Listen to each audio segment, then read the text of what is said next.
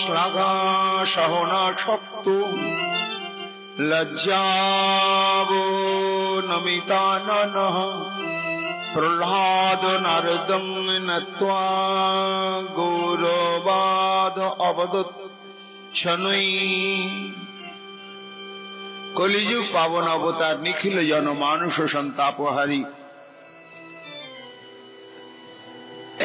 পূর্ণ ব্রহ্ম সনাতন ভগবান শ্রীকৃষ্ণ চৈতন্য মহাপ্রভুর অতি অন্তরঙ্গ প্রিয় পরিকর বৈষ্ণবাচার্য বর্জ্য পরম পূজ্য পাদ শ্রীমৎ সনাতন গোস্বামী তাঁর শ্রী শ্রীমৎ বৃহৎ ভাগবতামৃত গ্রন্থেতে প্রথম খণ্ডে চতুর্থ অধ্যায়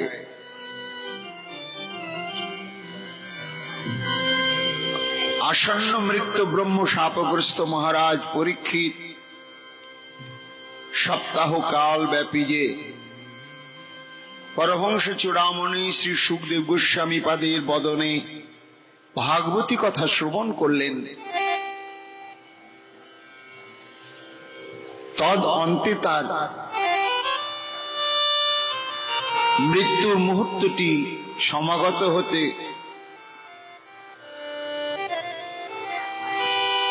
অপেক্ষা ছিল।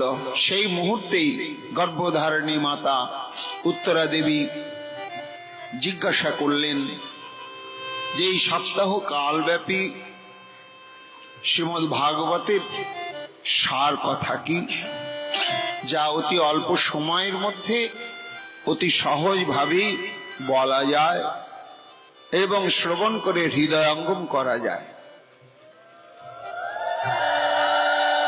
এই মাতা এবং পুত্রের জিজ্ঞাসা এবং উত্তরদান প্রসঙ্গ নেই এই বৃহৎ ভাগবতামৃত গ্রন্থ সনাতন গোস্বামী পাদ শ্রীমন মহাপ্রভুর ইচ্ছা ক্রমে এবং তৎকর্তৃক সঞ্চারিত কৃপাশক্তি বলে এই গ্রন্থটি তিনি প্রণয়ন করলেন। শুধু তাই নয়, আরো একটি সংবাদ,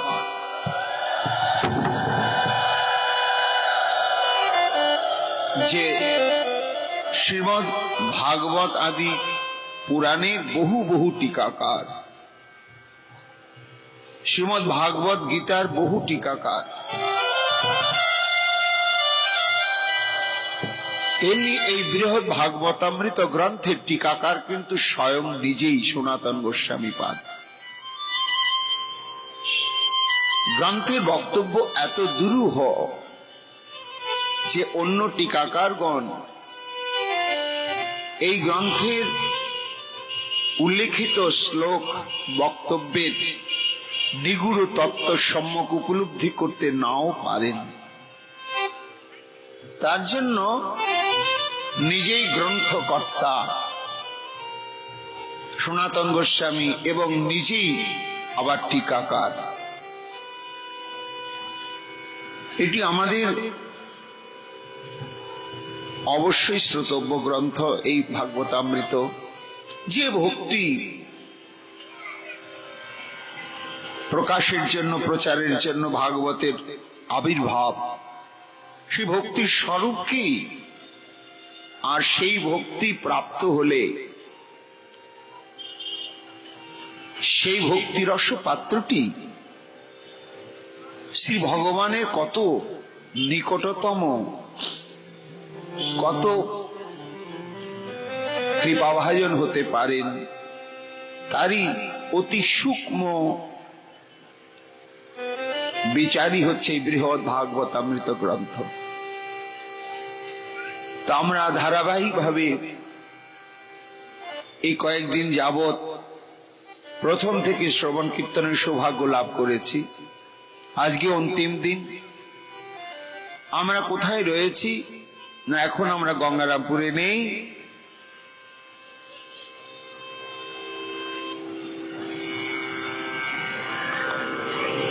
শ্রী ভগবানের মহিমা এবং নাম প্রচারক দেবর্ষি নারদের আনুগত্যে নিজে নিজে শ্রী গুরুদেবের শ্রীচরণ হৃদয়ে ধরে আমরাও তার সঙ্গে সঙ্গে অনুসন্ধানী হয়ে তাকে অনুসরণ করে চলেছি। আমরা বর্তমানে রয়েছি পৃথিবীর নিচে সুতল নামক একটি পাতালে। এইখানেতে কি হচ্ছে সেটি বলছেন পরীক্ষিত মহারাজ মাকে, যে ও মা দেখো, গতকাল আমরা শ্রবণ করেছি প্রহ্লাদকে কেন্দ্র করে দেবর্ষি নারদের বক্তব্য। প্রহ্লাদের ভক্তি যে কত গাঢ় এবং প্রহ্লাদের জন্য শ্রী ভগবান কত তৎপর, মাতৃগর্ভ থেকে প্রহ্লাদের এই ভক্তির উদয় ইত্যাদি ইত্যাদি বিষয়ে বিস্তৃত ভাবে প্রত্যক্ষ প্রহ্লাদের সামনেই দেবর্ষি নারদ কীর্তন করছেন, থামতে পারছেন না। কেন না, শিষ্যের যদি উৎকর্ষ হয় চরম, গুরুদেবের খুব আনন্দ হয়, নিজেকে ধন্য মনে হয়। আর তাছাড়া প্রত্যক্ষ ভাবে দেবর্ষি নারদ অনুভব করছেন প্রহ্লাদের জীবন। এই জন্য একেবারে তন্ন তন্ন করে খুঁটিয়ে খুঁটিয়ে প্রহ্লাদের জীবনে যে দন্য, যে অকপট নিষ্ঠা, নামে বিশ্বাস, সর্বোপরি তার ত্যাগ, বৈরাগ্য ইত্যাদিকে কেন্দ্র করে দেবর্ষি নারদ সমস্ত কিছু একে একে থামতে পারছেন না। প্রহ্লাদের গুণানুকীর্তন করতে গিয়ে তিনি যেন একেবারে আপ্লুত চিত্ত হয়ে গিয়ে বলেই চলেছেন, বলেই চলেছেন, বলেই চলেছেন। মহারাজ পরীক্ষিত বলছেন, মাগো এতে কি হয় না, সাধারণ মানুষ যারা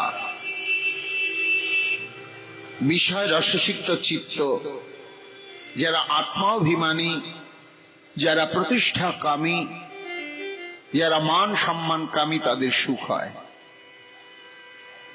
আত্মপ্রশংসা শ্রবণের জন্য। আমি যে কত সুন্দর, কত অভিজ্ঞ, কত ভালো, কত কি, সবাই কীর্তন করুক, লুকিয়ে লুকিয়ে হলে আমি শুনবো, তখন খুব আনন্দ হয়, বুকটা চচ্চর হয়, ফুলে ওঠে। কিন্তু ব্যতিক্রম, যেখানে শুদ্ধ প্রেম ভক্তি, সেখানে তার বিপরীত ঘটে। আত্মপ্রশংসা তখন ভয়ঙ্কর বিষাক্ত মনে হয়। কেন না, ভক্তি স্বতন্ত্র বস্তু, ভগবানও স্বতন্ত্র বস্তু।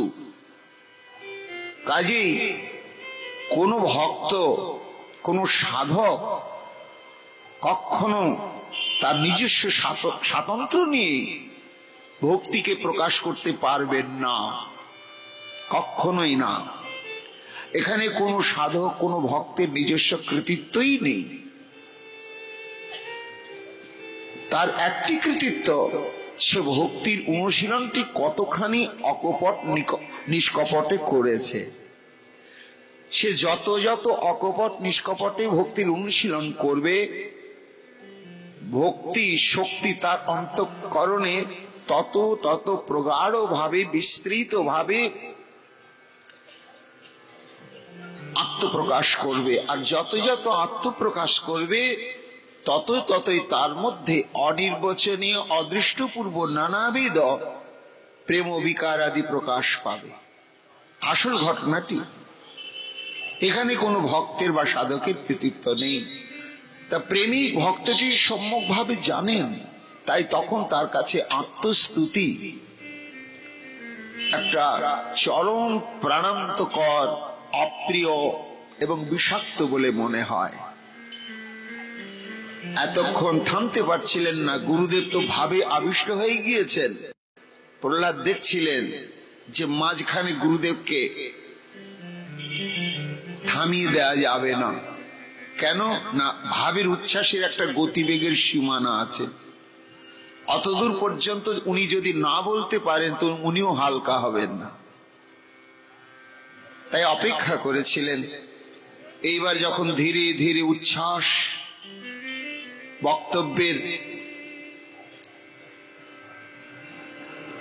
বিষয়বস্তু ধীরে ধীরে উপসংহারের দিকে যেতে শুরু করেছে, তখন মহারাজ পরীক্ষিত বলছেন, মাগো শ্লাঘা সহন অশক্ত। শ্লাঘা শব্দে আত্মপ্রশংসা। প্রহ্লাদ এই আত্মপ্রশংসা সহ্য করতে পারছিলেন না, তাই অপেক্ষা করছিলেন যে কতক্ষণে গুরুদেবের বক্তব্যের উপসংহার হবে। যখন দেখছেন ধীরে ধীরে উপসংহারের দিকে আসছেন, তখন লজ্জা অবনীত আনন, মুখটা ঘেমে লাল হয়ে গিয়েছে আত্মশ্লাঘা শুনতে শুনতে। যা নয় তাই বলছেন গুরুদেব। এটা তার শিষ্য বাৎসল্য, শিষ্যের প্রতি অতি স্নেহেরই পরিণাম, ফলশ্রুতি। ধীরে ধীরে গুরুদেবের চরণ প্রান্তে গিয়ে প্রহ্লাদ নারদং নাত্বা বারবার চরণে প্রণাম করে দেবর্ষি নারদের গৌরব মর্যাদা সম্মান রক্ষা করে অবদত শনৈ ধীরে ধীরে বলতে লাগলেন। কি বলতে লাগলেন? বলে, গুরুদেব আপনি যে আমাকে কেন্দ্র করে যত প্রশংসা বাণী বললেন ঠিকই আছে, কিন্তু এটাই তো যথেষ্ট নয় গুরুদেব। আমার ভিতরে তো একটা অন্ধকার দিক আছে, সেটা বাইরে থেকে বোঝা যায় না, সেটা জানা যায় না, সেটা একমাত্র নিজে নিজেই জানা যায়। আর যতদিন পর্যন্ত নিজের হৃদয়ের, নিজের অন্তঃকরণে, নিজের স্বভাবের অন্ধকার দিকগুলো চেনা জানা না যাবে, ততদিন পর্যন্ত জানতে হবে কখনোই ভক্তি সাধনের অগ্রগতি ঘটবে না, ঘটবেই না। এই জন্য ভজন সাধন যত অকপট হবে, তত নিজের মধ্যে কোথায় কত প্রগাঢ় অন্ধকার দিক রয়েছে সেগুলো ধরা পড়বে। গুরুদেব আপনি বললেন সবই ঠিক আছে, কিন্তু ভবান শ্রী গুরু সর্বং স্বয়মেব বিচার্যতাম, আপনি বিচক্ষণ বিচারবান। আপনি চিন্তা করুন, বাল্যে ন সম্ভবে কৃষ্ণ ভক্তের জ্ঞানমসি স্ফুটম। আবাল্লাদ আমি যে শৈশব থেকে ভক্তিমান বললেন, কিন্তু বলুন তো একটি শিশু তার ভক্তি দেখা যায়, কিন্তু কখনো সেটা পরিণত ভজন সাধনের ভক্তির অভিব্যক্তি নয়, কখনোই নয়। সেটাকে কি বলা হয়েছে? বিশ্বনাথ চক্রবর্তীপাদ বলেছেন লৌকিক শ্রদ্ধা। বাড়ির ছেলে মেয়েদের দেখবেন, কিছু কিছু ছেলে মেয়ে আছে হ্যাঁ বাবা মার অনুকরণ করে, ভালোবাসে, তখন তাদের লজ্জা সংকোচ কিছু থাকে না। সকালে উঠে মা তিলক পরছে, তিলক পরিয়ে দাও, দেখবি তিলক পরিয়ে ঘুরে বেড়াচ্ছে, মালাটা পরিয়ে দাও, সব করে। তখন বাবা মা ভাবে না জানি এই ছেলে মেয়েটা বড় হলে কি হবে গো, কি হবে। কিন্তু আসলে তা নয়। ও যখন প্রাপ্তবয়স্ক হবে তখন ওর মধ্যে যে যে কর্মসংস্কার রয়েছে সেটা একেবারে পরিপূর্ণভাবে প্রকাশ পাবে। সেই সময়তে যদি তার ওই ভক্তির সংস্কারটা পূর্ব জন্মার্জিত কর্মফল অনুসারে থাকে, তাহলে সেটা থেকেই যাবে, চলতেই থাকবে। আর তা যদি না থাকে তাহলে হরি বল পাল্টে যাবে। যখনই সে প্রাপ্তবয়স্ক হবে তখন আর হরিও বলবে না, গলায় মালাও রাখবে না, গীতাও পড়বে না, তিলক কপালে পড়বে না। কাজে গুরুদেব এটা তো জানেন যে শৈশবের যেটা ভক্তি সেটা ঠিক নয়। বয়সের পরিণতির সঙ্গে সঙ্গে মানসিকতার এবং জ্ঞানের ভাবের ভজন নিষ্ঠার একটা অপেক্ষা রয়েছে গুরুদেব। আর তাছাড়া যদিও দেখা যায় আশৈশব কারো ভক্তি, সেটা কিন্তু ওই শিশুর কৃতিত্ব নয়, এর জন্য কিন্তু শিশুটি প্রশংসা ভাজন নয় গুরুদেব। তাহলে বৎস কে? বলে শুনুন, মহতাম উপদেশস্য বলাদ উদ্ধত্তমে শত হরের ভক্ত প্রবৃত্তানং মহিমা পাদকানি চ। এটা বুঝতে হবে সেই শিশুর এই জন্মে কিংবা পরজন্মে কোন অতি সুমহান মহৎ এবং গুরুদেবের হৃদয় নিংড়ানো কৃপা আশীর্বাদ তার উপরে রয়েছে। ওই যে মহতের সঙ্গ এবং মহতের কৃপা আশীর্বাদ, মহতের শুভকামনা, সেটি তার বাল্য বয়সেই প্রকাশ পেতে শুরু করেছে। এটা কিন্তু ওই শিশুর কৃতিত্ব নয়, এটা হচ্ছে ওই যে মহৎ গুরু বৈষ্ণবের কৃপা। এবং আপনি যে আমার গুণানুকীর্তন করতে গিয়ে বললেন আমার কি কি দেখেছেন, না আমি শৈশব থেকে ভক্ত। দ্বিতীয় দেখেছেন আমি যত সংঘাত এসেছে, কোন সংঘাতে আমি ভীত সন্ত্রস্ত ভেঙে পড়িনি। বিষ দেওয়া হয়েছে, বিষধর সর্পকে তার মুখে আমাকে ফেলে দেওয়া হয়েছে, সহস্র সহস্র যোজন উঁচু থেকে আমাকে ফেলে দেওয়া হয়েছে, প্রমত্ত হস্তির পদতলে আমাকে নিক্ষেপ করা হয়েছে, কি করা হয়নি?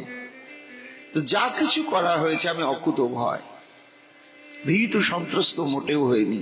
তা এই যে অতীব অতীব ভয়ঙ্কর বিঘ্ন সমাগত হলেও চিত্তের যে স্থৈর্য অবিচল অবস্থা, এবং তাতেও যে হরিনামের নিষ্ঠা, এটা আপনি দেখেছেন। কিন্তু এটার মূলেও হচ্ছে ওই গুরু বৈষ্ণবের কৃপা শক্তি, এটা সাধকের কৃতিত্ব নয়। তারপর আপনি দেখেছেন সর্বপ্রাণীতে আমার মিত্রতা, আমি সর্বভূতেই আমার অভীষ্টদেবকে আমি দর্শন করি শৈশব থেকে। এই জন্য আমি কে মন্দ আর কে ভালো, কে নিকৃষ্ট কে উৎকৃষ্ট, আমি মন থেকেই জানি না। আমি দেখি সবার মধ্যেই আমার শ্রীহরি বিরাজ করছে। তা এই যে শত্রু মিত্র, উৎকৃষ্ট নিকৃষ্ট, পাপী তাপী, পুণ্যবান সূচি অসুচি, সবার প্রতি যে আমার সমান মর্যাদার মানসিকতা, এটা আমার কৃতিত্ব নয় গুরুদেব, ওই গুরু বৈষ্ণবের কৃপা। গুরু বৈষ্ণবের কৃপা ছাড়া কখনো সেটি হয় না। তারপরে আপনি আর কি দেখেছেন, না ওই যে অসুর বালকদের আমি খুব জ্ঞানগর্ভ উপদেশ দিয়েছি, এটা আপনি বলেছেন, যা আমার এই বয়সে অভাবনীয়, অসম্ভব। কিন্তু গুরুদেব এটাও আমার কৃতিত্ব নয়, এই কৃতিত্বের ভাগীকে ওই গুরু বৈষ্ণব। তাদের কৃপা শক্তি আমার ভেতরে তাদের ইচ্ছা ক্রমেতে সক্রিয় হয়ে এই উপদেশ দানাদি কার্য সমাধা করেছে, এটা আমার কৃতিত্ব নয়। তারপরে আপনি দেখেছেন যে শ্রীহরি আমার জন্য আবির্ভূত হয়েছেন, এটাও যথার্থ নয়।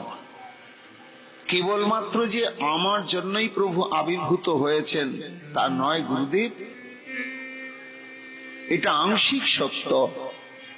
প্রভুর আবির্ভাবের অনেক অনেক কারণ, তার মধ্যে ওই গুরু বৈষ্ণবের কৃপা। আমার কোন জন্মে গুরু বৈষ্ণবের কৃপার দৃষ্টি সম্পাদ ছিল, তাই প্রভুর আগমনের আবির্ভাবের অনেক কারণের মধ্যে আমিও যদি হয়ে থাকি, তার পেছনে রয়েছে গুরু বৈষ্ণবের কৃপা। এই জন্য আপনি যে বললেন এত এত আমার গুণ, আপনি নিরপেক্ষভাবে বিচার করে দেখুন, তারা এই সমস্ত গুণাবলীটাই কিন্তু ভক্তির লক্ষণ নয় গুরুদেব। কথাগুলো আমাদেরও ভাবতে হবে যে কারো মধ্যে যদি এই ধরনের চরম ভক্তির বিকাশ আমরা দেখি, তখন ভাববো আহা, হয়নি যথার্থই ভক্ত। না, সৎ গুণাবলী ভক্তির অনুকূল সৎ গুণাবলী দেখেই বোঝা যাবে না যে ইনি একমাত্র শ্রী গোবিন্দের চরম কৃপা পাত্র।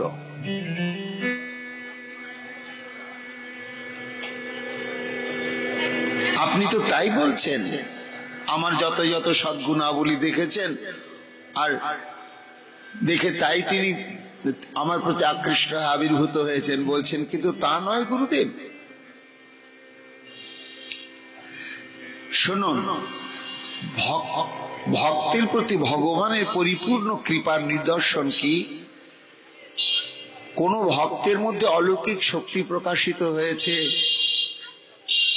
কোন ভক্তের মধ্যে চরম চরম জ্ঞানের ক্রমবিকাশ ঘটেছে,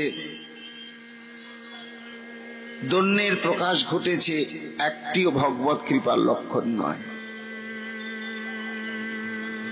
দেবর্ষি নারদ বলছেন, বৎস, তাহলে প্রকৃষ্ট ভগবত কৃপার কি লক্ষণ? শুনুন, প্রকৃষ্ট ভগবত কৃপার লক্ষণ হচ্ছে কি? হনুমান আদিবর্তস্য কাপি সেবা কৃতাস্তেন পরং বিঘ্নাকুলে চিত্তে স্মরণং ক্রিয়তে ময়া। শ্রী ভগবান যখন কাউকে প্রকৃত হৃদয় নিংড়ানো কৃপা করবেন, তখন তার মধ্যে এই গুণাবলী প্রকাশ পাক বা না পাক, যেটা পাবে, যে গুণ প্রকাশের দ্বারায় একেবারে যথার্থভাবে জানা যাবে যে ইনি প্রকৃত ভগবানের কৃপা প্রাপ্ত হয়েছেন, সেই গুণটা কি গুরুদেব? না, সেটি হচ্ছে ভগবান শ্রীহরি তখন তাকে আত্মসাৎ করে নেবেন, নিয়ে চিরদিনের জন্য স্থায়ীভাবে তাকে নিজের সেবার অধিকার দেবেন। ওই আপনার পিতা ব্রহ্মা শ্রীমন মহাদেবকে দায়িত্ব দিয়েছেন, ভগবান তারাও ভক্ত, কিন্তু তারা তো সর্বক্ষণ শ্রী ভগবানের নিকটে থেকে ভগবানের পাদ সম্বাহন, চামর বিজন, অঙ্গ সংবর্ধন, তাকে ভোজন করানো, স্নান করানো, এই যে নিগুড় সেবার যেটি চরম সরাসরি, সেই সব দায়িত্ব তো দেননি। তা যতক্ষণ পর্যন্ত ভক্তের মধ্যে সেই যোগ্যতা তিনি না দেখবেন, ততক্ষণে তিনি দেন না। যেই সেই যোগ্যতা আসে, তখনই তার ভেতরে সদ্গুণের প্রকাশ তিনি ঘটাতেও পারেন, না ঘটাতেও পারেন। বলে, চলো, তোমাকে না হলে আমার ভাল লাগে না, শয়নে তোমাকে আমার চাই, ভোজনেও তোমার সঙ্গে চাই, চিত্ত বিনোদনে তোমার চাই, সর্বক্ষণ তোমাকে চাই। এই বলে যাকে কৃপারজ্জুতে বেঁধে একেবারে নিজের সেবা কাজে নিযুক্ত করবেন, তখনই বুঝতে হবে যে তার মধ্যেই শ্রী ভগবত কৃপা পরিপূর্ণভাবে প্রকাশ ঘটেছে।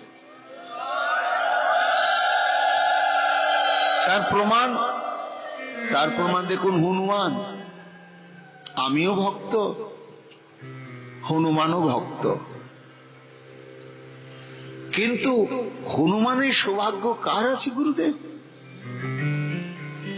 প্রভু রামচন্দ্র যাকে এক মুহূর্ত কাল সঙ্গ ছাড়া করতে পারেন না, করেন না, নয়নের আড়াল করেন না, আর শ্রীমন হনুমানজিও কখনো শ্রীরামজিকে আড়াল হয়ে করে থাকতেও পারেন না। তা এই যে হনুমানকে যে কৃপা করলেন ভগবান, এই হচ্ছে প্রকৃষ্ট ভগবত কৃপা।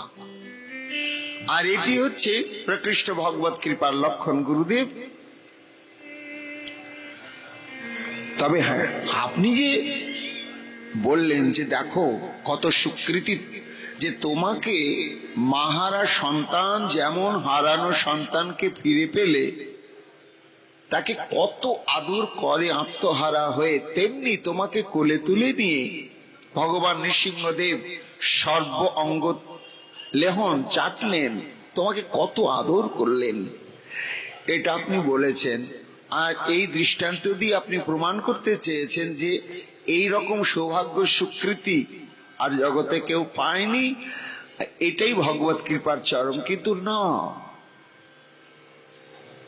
আমার বিচারে মোটেও নয়। কেন না, প্রভুর এই আমাকে কোলে করা এবং আমাকে আমার অঙ্গ প্রত্যঙ্গ লালন করা, লেহন করার পেছনে মন্তব্য রয়েছে। কি মন্তব্য রয়েছে? যস্মাদ বিষয়কং তস্য লালনাদি প্রশস্যে মন্যত মায়কং তত্তু কশ্চিৎ লীলায়িতং পরহ। যারা জ্ঞানী ব্রহ্মবাদী তারা বলেন যে ভগবান যে প্রহ্লাদকে এমনি করে আদর করলেন, এটা একটা নিছক মায়া, এটা মায়া ছাড়ার কিছু নয়।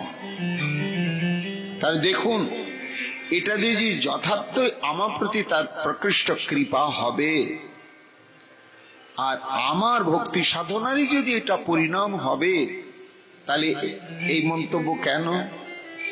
শুধু তাই নয় গুরুদেব, আবার কোন কোন বিদগ্ধজন বলেন যে এই যে প্রহ্লাদকে কোলের উপরে তুলে নিয়ে এমন লেহন করলেন, চাটলেন, আদর করলেন, এটা সরাট স্বতন্ত্র লীলাময় শ্রী ভগবানের একটা ভঙ্গি, একটা লীলা মাত্র। তাহলে দেখুন, যেটাই আপনি ভগবত কৃপার চরম দৃষ্টান্ত পরিচায়ক বলে ঘোষণা করলেন, সেটা তো হচ্ছে না। শুধু তাই নয়, স্বাভাবিকং ভবাদৃক্ষ মন্যে স্বপ্নাদিবত্তম সত্যং ভবতু বাথাপি ন তৎ কারুণ্য লক্ষণম। স্বাভাবিকং ভবাদৃক, আপনার ন্যায় মহাজন, আপনার ন্যায় ভক্ত ভাগবত, তারা এটাকে বিরাট মনে করে। কিন্তু আমি কি মনে করি গুরুদেব? আমি মনে করি স্বপ্নাদিবৎ, এটা একটা স্বপ্নিক, এর মধ্যে যেন আমি বাস্তবতা খুঁজে পাই না। হঠাৎ যেন স্বপ্ন দেখেছিলাম আমি নৃসিংহদেবের কোলের উপরে উঠেছি, নৃসিংহদেব আমার সর্ব শরীরে আদর করে স্নেহ হস্ত বুলাচ্ছেন এবং লেহন করছেন।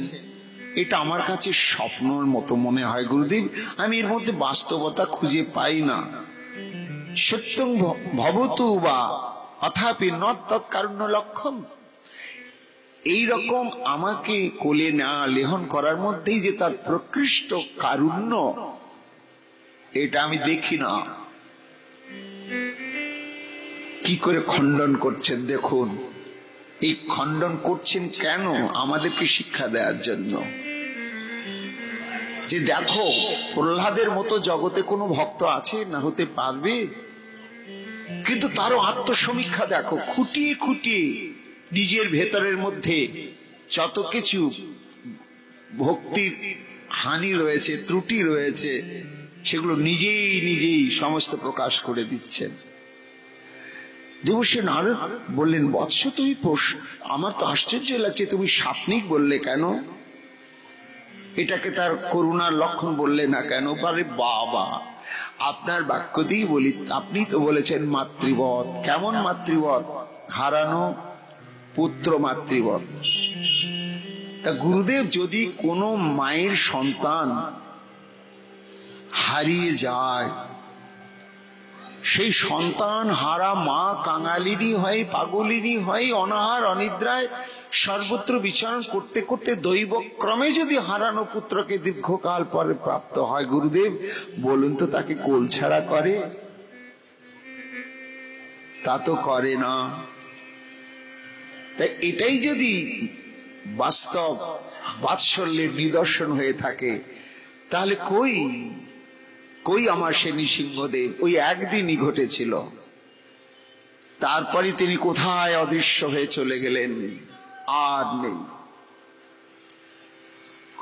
কোল থেকে আমাকে নামিয়ে দিয়ে চলে গেলেন কোথায়? তাহলে তাই এটাই যদি চরম করুণার নিদর্শন হবে গুরুদেব, তাহলে তিনি কি কোনোদিন কোল ছাড়া আমাকে করতে পারতেন না? আমি তার সঙ্গ ছাড়া হয়ে বাঁচতে পারতাম না। এটা তার চরম করুণার দৃষ্টান্ত নয় গুরুদেব, এটা প্রভুর কোনো ত্রুটি নয় গুরুদেব। আমি তেমন যোগ্যতা অর্জন করতে পারিনি, যতটুকুনি যোগ্যতা অর্জন করতে পেরেছি অতটুকুনের জন্যই মুহূর্তের জন্য আমাকে কোলে নিয়েছিলেন। সেটা তো স্বপ্নের মতন, ওই একদিনই একবার, আর ফিরে এলো না জীবনে। এই জন্য আপনি কি করে আমাকে ভক্ত শ্রেষ্ঠ বলছেন আর আমারই গুণানুকীর্তন করছেন? শুধু তাই নয়, বিচিত্র সেবাদানহি হনুমৎ প্রভৃতি শিব প্রভু প্রসাদ ভক্তিষু মত সদেভীর্ণ চেতবৎ। আমার মত নয় প্রভু, গুরুদেব সমস্ত সজ্জন বিদগ্ধ সাধুরাও বলেন যে যেখানেই ভগবানের চরম কৃপা, সেখানে ভগবান তাকে দূরে ফেলে রাখতে পারবেন না। তারই দৃষ্টান্ত হচ্ছে হনুমান। হনুমানকে কি করলেন না, তাকে সেবা দান করলেন। সেবা দান শব্দে সেবা অধিকার প্রদান করলেন, যে এবং যে সেবাটি অনন্য সাধারণ, তুমি ছাড়া আর দ্বিতীয় আর একটা হনুমান হবে না, তুমি একমাত্র হনুমান, আর তুমি এই সেবা করবে, তোমার স্থানেতে আর একটা কেউ আসতে কোনোদিনই পারবে না, এলো কখনো তার দ্বারা সম্ভব হবে না। তা এই যে হনুমানকে যেভাবে কৃপা করলেন, এটি হচ্ছে ভগবানের প্রকৃষ্ট কৃপা। এটি সাধুরা বলে যে ভগবান যখন কারো চরম ভক্তিতে সমাকৃষ্ট হয়ে এইভাবে সেবা অধিকার প্রদান করবেন, তখনই বুঝতে হবে তার কৃপা। আর তাছাড়া আপনি বললেন প্রভু আমার জন্য এসেছেন, না,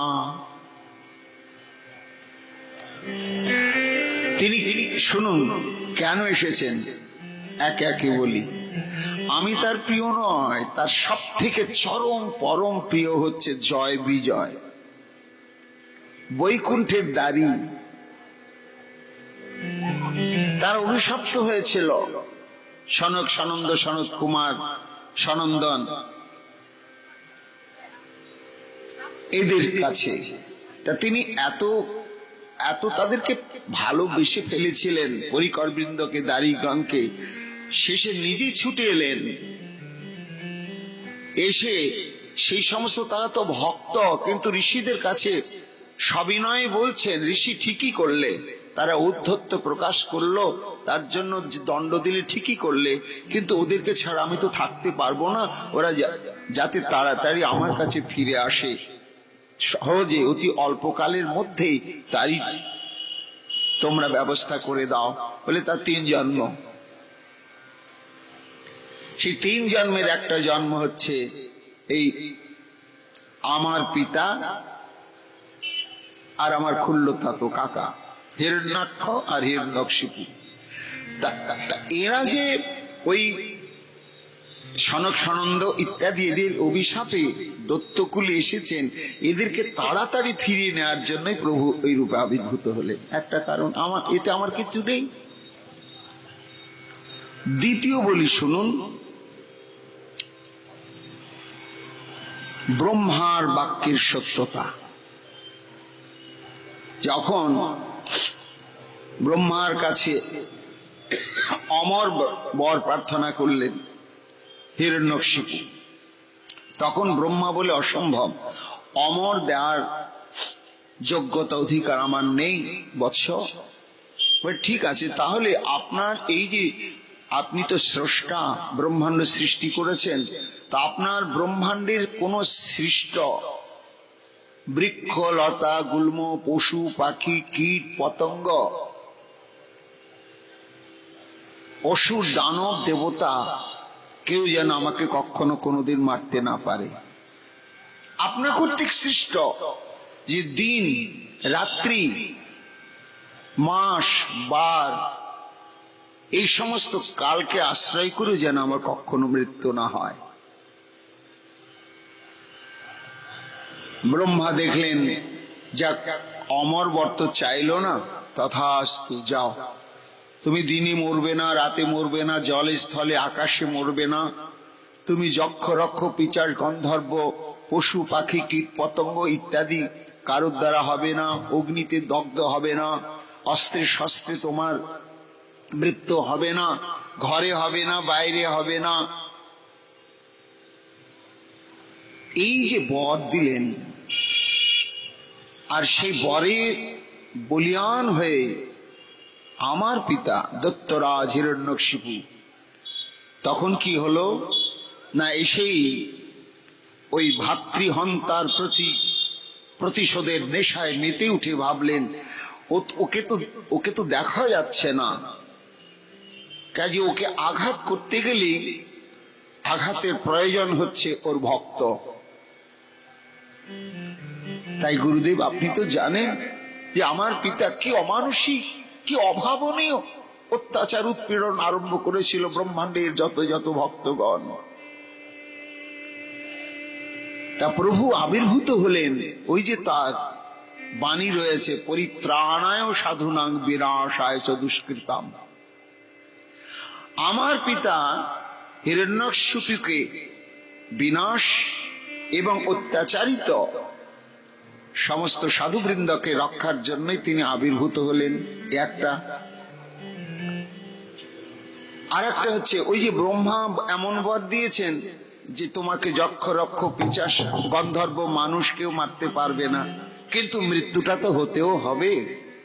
তাই ব্রহ্মার বাক্য থাকুক, আবার অসুররাজ নিহত হোক, তার জন্যই প্রভু ভগবান নৃসিংহ রূপে আবির্ভূত হলেন। তব করে কমল পরে নখদ্ভূত শৃঙ্গ দলিত হিরণ্যকু শিপুতনু ভৃঙ্গ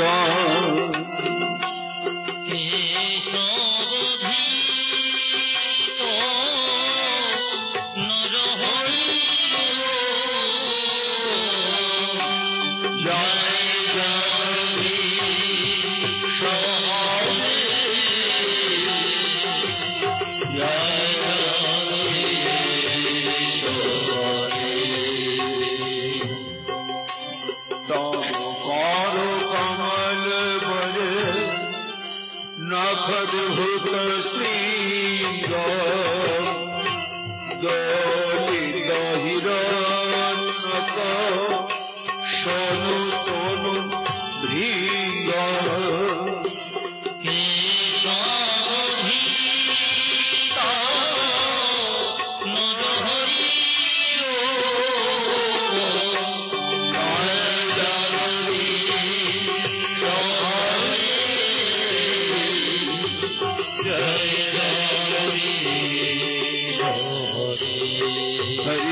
জয় জগদীশ হরে হরি জয় জগদীশ হরি জয় জগদীশ হরে হরি জয় জগদীশ হরে। তাহলে আপনি যে এতক্ষণ অনেক প্রশংসার বাণীতে বললেন আমার জন্যই প্রভুর, না, আমি গৌণ, মুখ্য এই সমস্ত কারণে তিনি আবির্ভূত হয়েছেন। তাহলে বৎস প্রহ্লাদ, ভগবানের প্রকৃষ্ট করুণার নিদর্শন কোনটা? আমি তো এগুলোই ভাবতাম আপনার ভাবনা ঠিক, কিন্তু এটাই চরম নয় গুরুদেব। তবে কি? পরমা কিঞ্চন সৃষ্ট যदैব ভগবান দদৌ রাজ্যং মধ্যং তদাজ্ঞাতং তৎকৃপালুষ্য নো ময়ি। মোটেও আমার প্রতি তার এক বিন্দু কৃপা নেই। এত বড় কথা বলছো বৎস? হ্যাঁ গুরুদেব, বলবো না কেন? যা সত্য বলতেই হবে। কেন নেই বললে? বলে বাহ, দেখুন প্রভু তো আমাকে ছেড়ে চলে গেলেন, কিন্তু আমাকে কি দিয়ে গেলেন? না রাজ ঐশ্বর্য, রাজ্যপাট, এবং এই রাজ ঐশ্বর্য ভোগের সৌভাগ্য দান করে চলে গেলেন। এটাকে ভগবত কৃপা বলে? না না না, এটাকে বলে না। কেন না?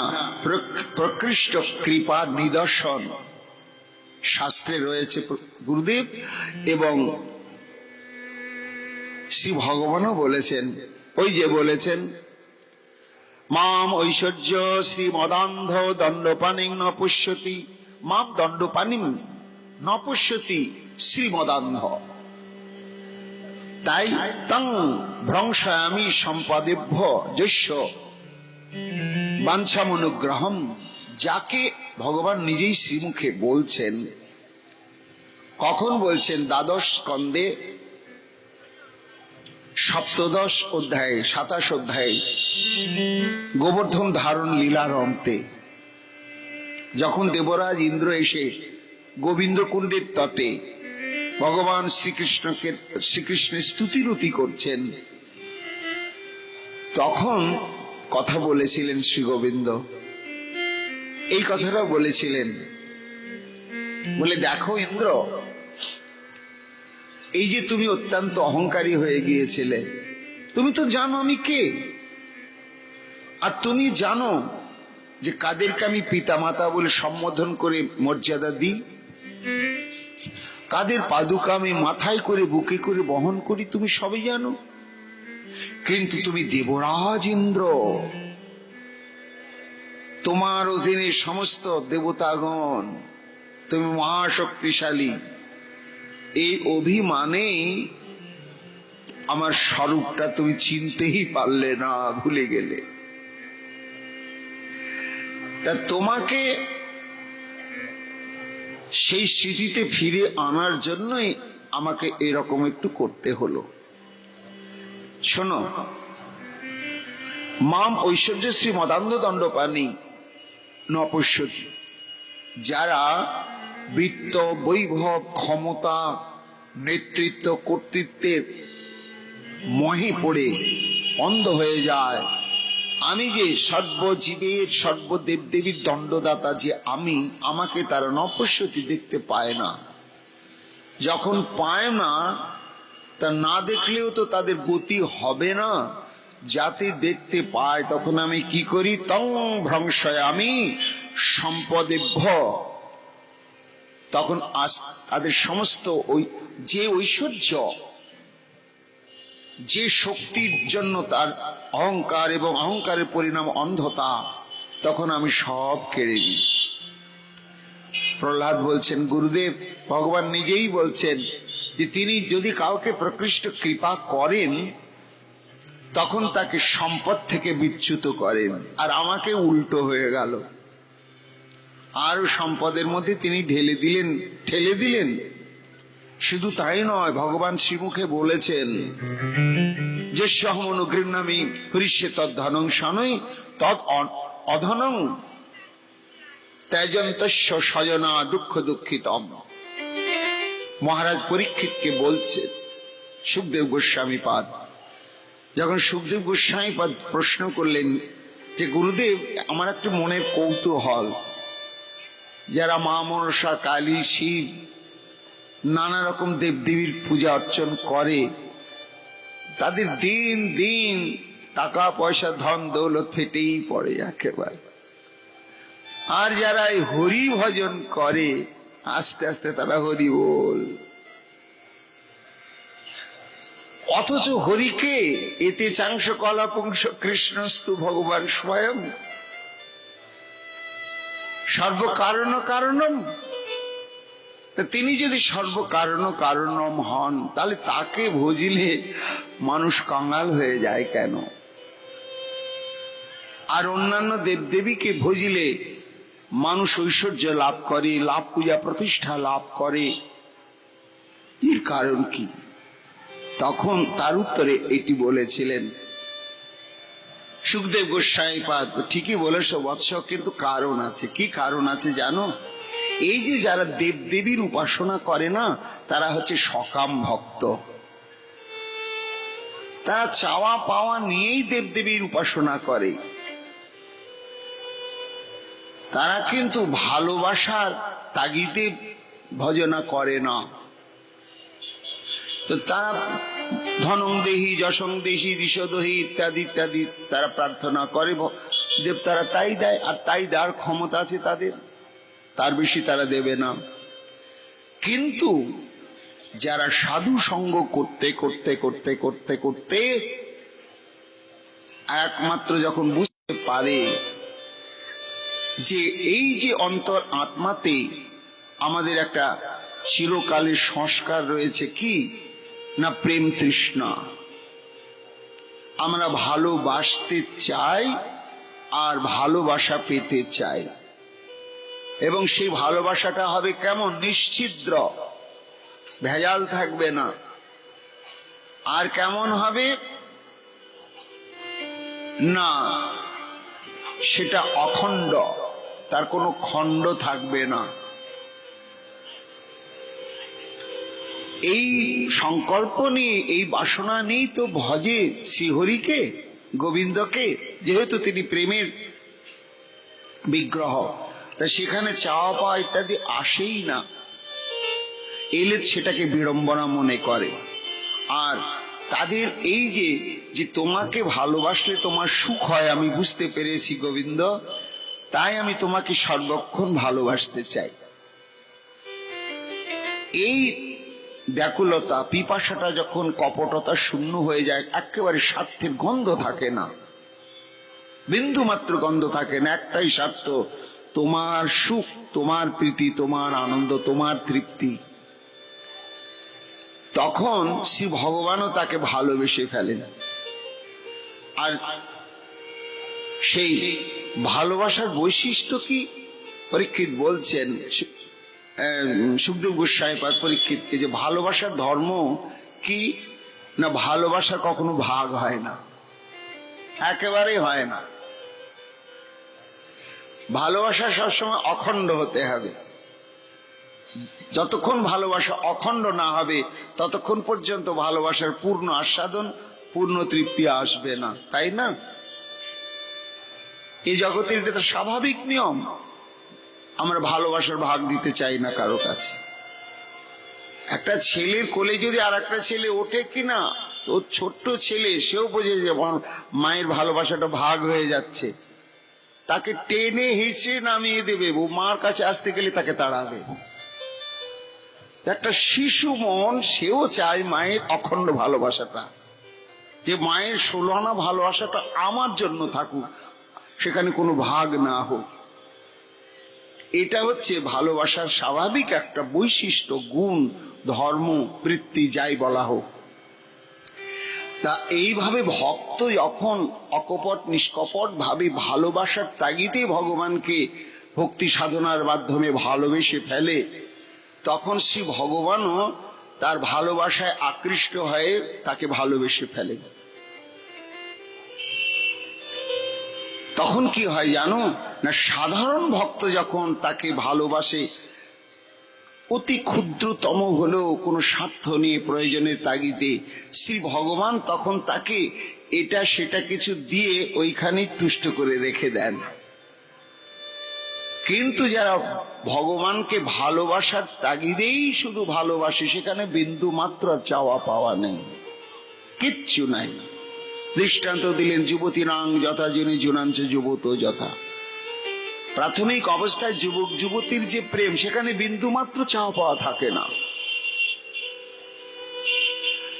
পরে যেহেতু আমরা মাইক দেহধারী জীব, আমাদের কিছু শারীরিক মানসিক নানা রকম চাহিদা এসে যায়, কিন্তু প্রাথমিকে থাকে না। তা ভগবানও চায় ভক্তের 16 আনাটা অখণ্ড ভালোবাসা। তাই সেই ভালোবাসাটা ভাগ হোক, ছেলে মেয়ে 14 গোষ্ঠী, বাড়ি গাড়ি, লাভ পূজা প্রতিষ্ঠা ভাগ হয়ে যাচ্ছে। ভগবান ওটা সহ্য করতে পারেন না, বলে আরে যা তোমার 16 আনা ভালোবাসার ভান্ডারটা খুলে তুমি আমার কাছে এসেছো ডালি সাজিয়ে নি, মা আবার তাতে ভাগ হচ্ছে কেন? চলবে না। এটা ভগবানের অহৈতুকী কৃপা। এই অহৈতুকী কৃপা যার প্রতি বর্ষিত হয় তার প্রতি তিনি তখন বলেন কি না, ধীরে ধীরে আমি তার সমস্ত বিত্ত বৈভব হরণ করে নিই। শুধু তাই নয়, তত অধনং ত্যজন্তস্য স্বজনা, স্বজনগুলো থাকলে ভালোবাসার ভাগ হবে। তা প্রথমে তাকে কাঙাল করে দিলাম, যখন কাঙাল হয়ে যায়, যাবৎ বিত্ত উপার্জন শক্ত তাবৎ নিজ পরিবার অনুরক্ত। টাকা পয়সায় যতদিন থাকবে বন্ধু বান্ধব হিতাকাঙ্ক্ষী দেখবেন কত পেছনে ভিন ভিন ভিন ভিন করছে। আর যখন কিছুই থাকবে না তখন কেমন আছেন এ কথাটা জিজ্ঞাসা করতে আর কেউ আসবে না, একেবারেই আসবে না। তা প্রথমেই তার সমস্ত ধনগুলোকে হরণ করে নি, হরামি তৎ ধনং শনৈ। আর সে যখন অধন অর্থাৎ নির্ধন হয়ে যায়, কাঙাল হয়ে যায়, তখন আপনা আপনি তার হিতাকাঙ্ক্ষী বন্ধু বান্ধব যা একেবারে বসন্তের কোকিলের মতো এসে তাকে ঘিরে ছিল, তারা হরিবোল সব পালিয়ে যায়। যখন পালিয়ে যায় তখন তার ভালোবাসাটা আর ভাগ বসে না, ভালোবাসাটা অখণ্ড হয়ে যায়। তখনই ভগবান তাকে কি করেন না, একেবারে চিরকালের জন্য নিজেও তার কাছে বিক্রি হয়ে যান এবং তাকেও চিরকালের জন্য তিনি আত্মসাৎ করে নেন। তখন তাকে তিনি কখনোই ত্যাগ করতে পারেন না এবং ত্যাগ করে নিজেও থাকতে পারেন না এবং সে ভক্তও থাকতে পারে না।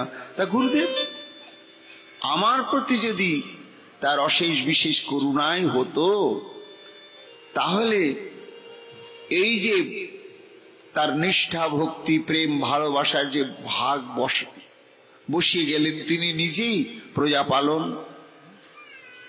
রাজ্য সংরক্ষণ, এই সমস্ত বন্ধু বান্ধবদের মনস্তুষ্টি সাধন, হাজারো হাজারো দায়িত্ব।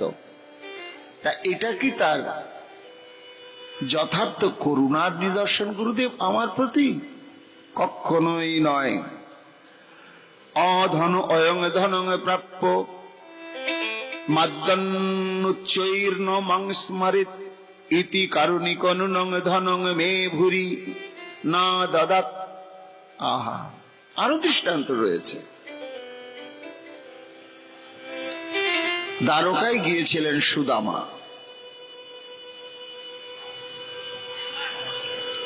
নিজের ইচ্ছা তেমন ছিল না, স্ত্রীর অনুরোধে। তার স্ত্রী যখন তাকে বারবার পীড়াপিড়ি করছিল, যাও না, সামনে গিয়ে একটু দাঁড়াও, সে যদি বিবেকবান বন্ধু হয়ে থাকে তোমার চেহারা দেখলেই বুঝতে পারবে কত দুঃখী তুমি, তাহলে নিশ্চয় কিছু না কিছু করবে। চাওয়া পাওয়ার রাজ্যে নেই সুদামা। তাই স্ত্রীর কথাটি তিনি গুরুত্ব না দিলেও একটা স্বার্থে গুরুত্ব দিলেন।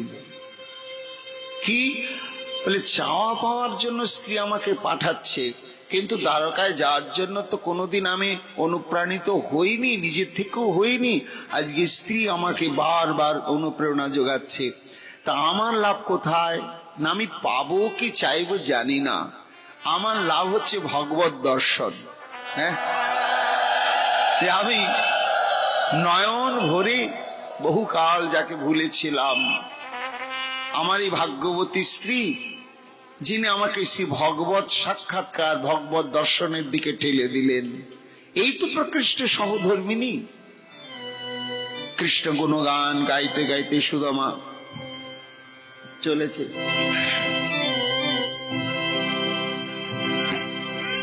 हरि जी मोरी लागी राधे लगन मति तोड़ना। हरि जी मोरी लागी लगन मत खोलना। हरि जी मोरी लागी लगन मति तोड़ना। हरि जी मोरी लागी लगन मत खोलना। हरि मोरी लागी लगन राधे हरि जी मोरी लागी लगन मत खोलना। लागी लगन मति तोड़ना। लागी लगन मत खोलना।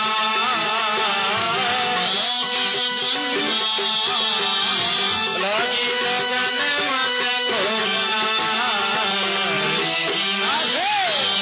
लगन मत खोलना। हरि जी मोरी लागी लगन मत खोलना।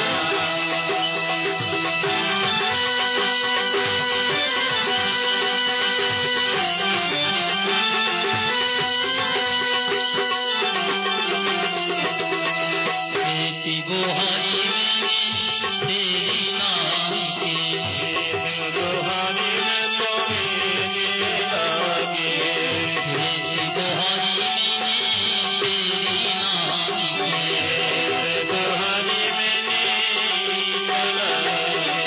मेरी भरस मत छोड़ना। मेरे भरोसे मत करना। मेरी भरस मत छोड़ना। मेरे भरोसे मत छोड़ना। हरि जी मोरी लागी लगन मत छोड़ना। मोरी लागी लगन मत छोड़ना। लगन मत छोड़ना। जल है गहरा ना पुरानी। जल है गहरा पुरानी। जल है गहरा पुरानी। जल है गहरा पुरानी। बीज भवर मत छोड़ना। बहर मत छोड़ना। बीज भवर मत छोड़ना। बहर मत छोड़ना। हरि जी मोरी लागी लगन मत छोड़ना। मोरी लागी लगन मत छोड़ना।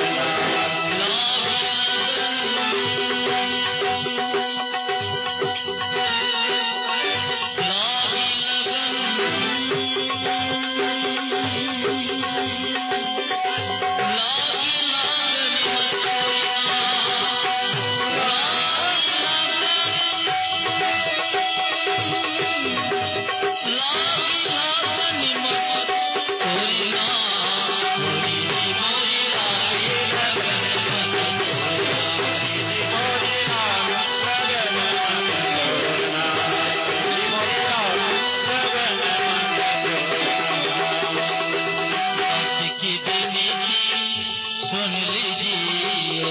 दास की विनती सुन लीजिए।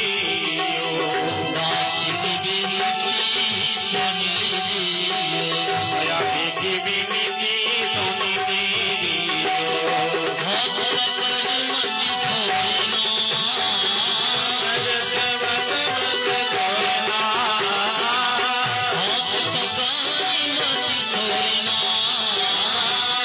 पकड़ मत छोड़ना। मोरी लागी लगन मत छोड़ना। मोरी लागी लगन मत छोड़ना।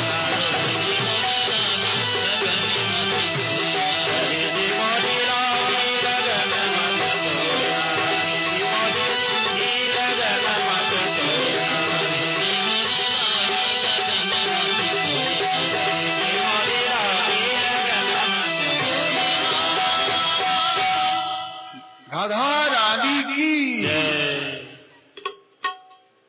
দ্বারকায় পৌঁছালেন সুদামা। চাইতে পারলেন না কিছুই।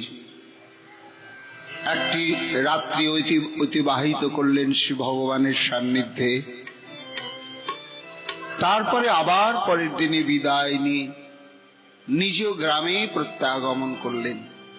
তো যখন গ্রামে ফিরে আসছেন সুদামা বিপ্র, তখন এই কথাটা বলেছিলেন। ভাগবতে রয়েছে কি, অধন অয়ং ধনং প্রাপ্য মদ্দন্নুচ্চৈর্ণ স্যাৎ স্মরেত।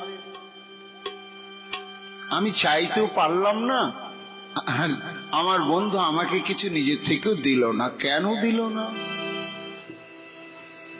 তার কারণ আছে। কেন দেবেন তিনি? বরং এই না দেয়াটাই আমার প্রতি তার একেবারে নিশ্ছিদ্র ভালোবাসা, বন্ধুত্বের প্রমাণ। কেন না? আজ যদি তিনি আমাকে প্রচুর ধন, বিত্ত, বৈভব, রাজপ্রাসাদ, অট্টালিকা, চাকর বাকর, গাড়ি ঘোড়া সমস্ত কিছু দিতেন, তাহলে আমি সর্বক্ষণ আর তাকে স্মরণ করতে পারতাম না, তার কৃপার উপরে সর্বক্ষণ নির্ভরশীল হয়ে থাকতে পারতাম না, প্রতি মুহূর্তে তাকে হৃদয়ের মধ্যে অনুভব করতে পারতাম না। ওই ধন মদে প্রমত্ত হয়েই আমি আবার তাকে ভুলে যেতাম, বিস্মরণ হয়ে যেতাম। আমার বন্ধু এটা বুঝলেন যে ওকে ধন দেয়াটাই বড় কথা নয়, আমার প্রতি ওর বন্ধুত্ব, এই যে প্রেম, এটা যেন অটুট অক্ষুণ্ণ 16 আনায় অখণ্ড থাকে, সেটাই আমার কাম্য। এটা বিচার করেই তিনি না দাদা আমাকে কোনো ধন দিলেন না। সেই কথাই বলছেন প্রহ্লাদ যে গুরুদেব, তাহলে দেখুন শ্রী ভগবানের চরম পরম করুণার দৃষ্টান্ত ওটাই। ইতি কারুণিক নুনং, নিজেই বলছেন সুদামা যে আমার বন্ধুর মতন আমার প্রতি যে করুণা বিতরণ হলো আজকে, তিনি শুধু আলিঙ্গনই প্রদান করলেন, আর কোনো ধন দিলেন না। এটাই আমার প্রতি তার চরম করুণা। প্রহ্লাদজি বলছেন গুরুদেব তাহলে দেখুন ভগবানের করুণা নিদর্শন কোনটা, তা আপনি আমাকে বলছেন। আর তাছাড়া শুনুন, ওই যে প্রভু আমাকে দর্শন দিলেন, দিয়ে তো হারিয়ে চলে গেলেন, আর তো পাইনি। তার দর্শন আকাঙ্ক্ষায় আমি যাচ্ছিলাম নৈমিষারণ্যে।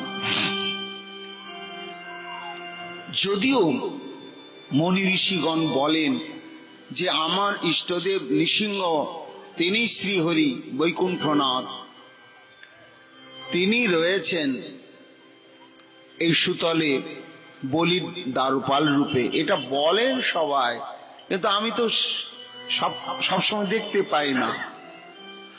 আছেন এটা সত্য, মানতে হয়, কিন্তু সবসময় দেখা যায় না, কচিত কচিত দেখা যায়। দুজন দেখেছিলেন, এক হচ্ছে রাবণ। রাবণ যখন ত্রিভুবনের রাজা হলো, তখন তো 14 ভুবনটা তার অধিকারে, তার সুতলের অধিকার হচ্ছে বলি রাজার উপরে। এইবার তার সুতলটাকে অধিকার করবে বলে রাবণ বলিকে আক্রমণ করবে ষড়যন্ত্র করে একেবারে সুতলে চলে এসেছে। শাস্ত্রে রয়েছে যে এসেছে, প্রহ্লাদ বলছেন গুরুদেব তখন ওই যে দ্বারপাল রূপে তিনি যে ছিলেন এটা আমরা জানতাম, সেই দিন তিনি হঠাৎ দৃশ্যমান হয়েছিলেন। যখন দেখলেন ও হো বলিকে তো আক্রমণ করতে আসছে রাবণ, বেটা তুমি জানো না যে তার দরজার দ্বারপালকে? তা যুদ্ধ করেননি, কি করেছিলেন? পায়ের বুড়ো আঙ্গুল দিয়ে এমনি করে একটা টোকা মেরেছিলেন। ওই যে সুতল থেকে ছিটকে রাবণ পালিয়ে গেল, আর কখনো আসেনি। তখন রাবণ একবার দেখতে পেয়েছিল ঠাকুরকে, আমরা পাই নাই।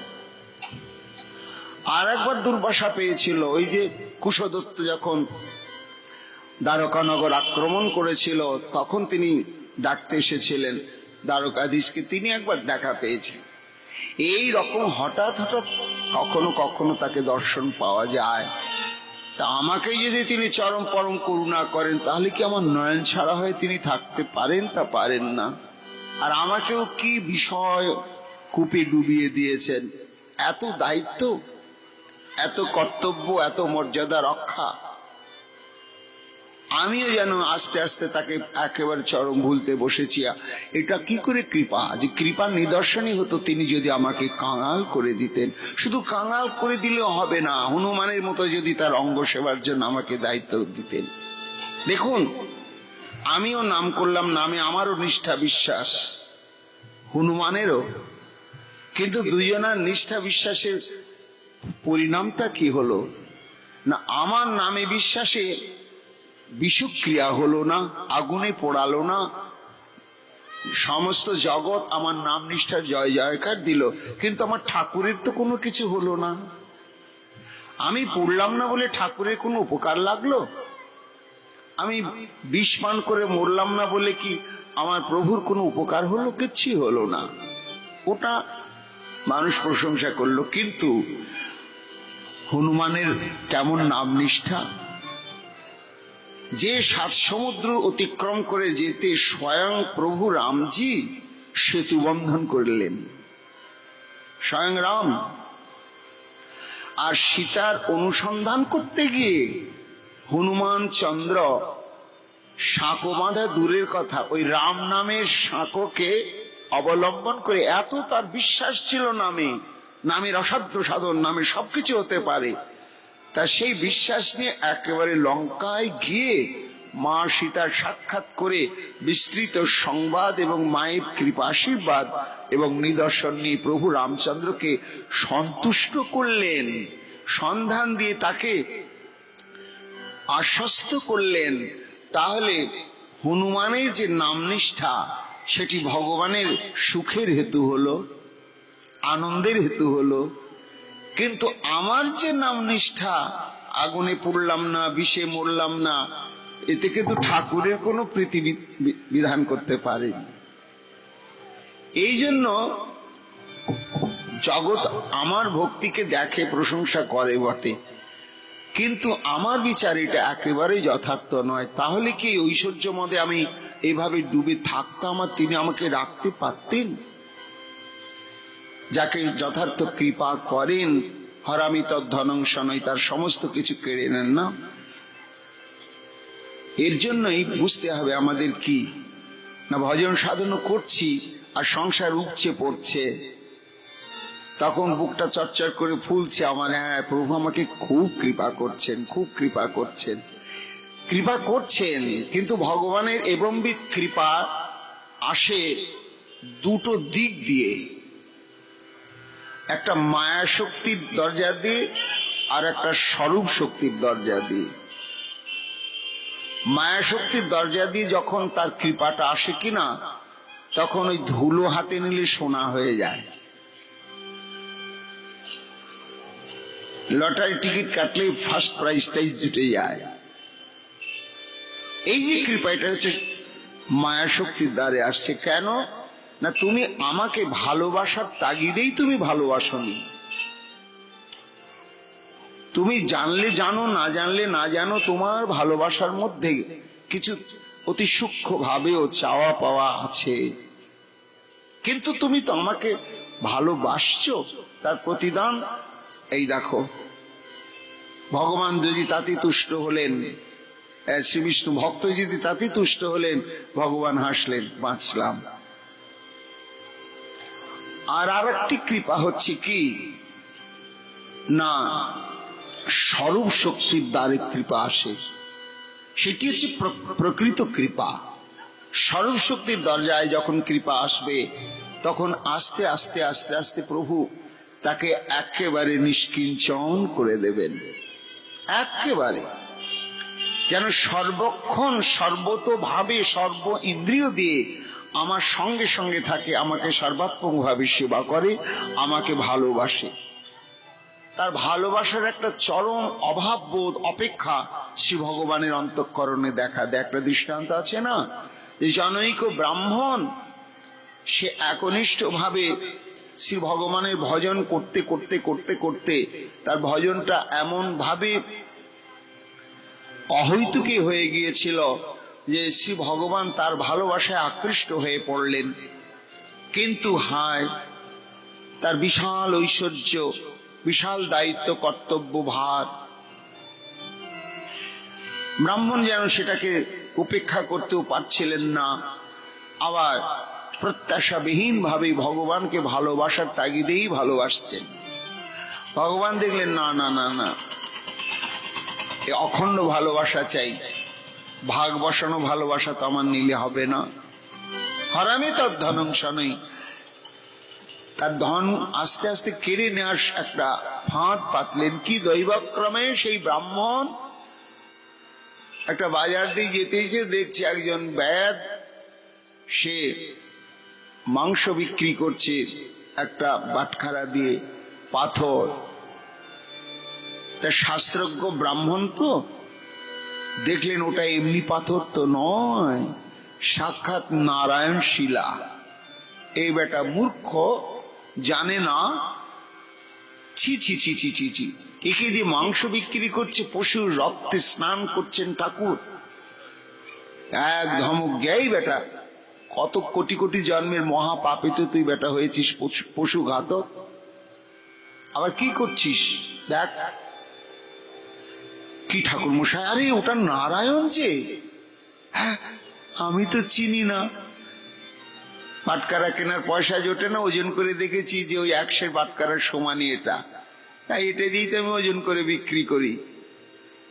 ঠাকুর মশাই আমি চিনি না, যা কি অপরাধ করে ফেললাম, তাহলে আমার উপায় বলে দে। দিয়ে দিয়েছে। ঠাকুর দেখলেন এইটাই সুযোগ পেলাম তোমার এই নিশ্ছিদ্র ভালোবাসাটা পাওয়ার জন্য।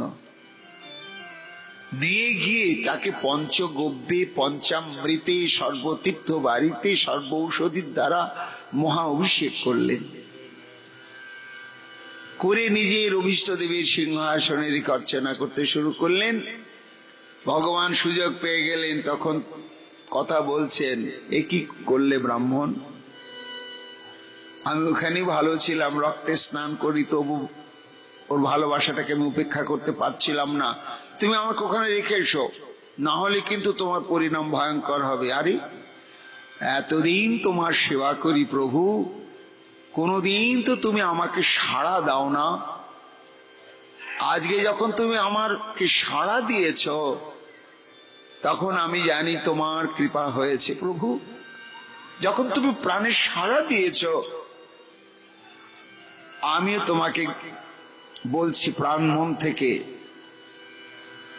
যে তুমি আমাকে যতই দণ্ড দাও, শাস্তি দাও, পরীক্ষা করো, আমি নিজের দেহকেও ত্যাগ করতে পারবো, আত্মাকেও ত্যাগ করতে পারবো, তোমাকে কখনো ত্যাগ করতে পারবো না।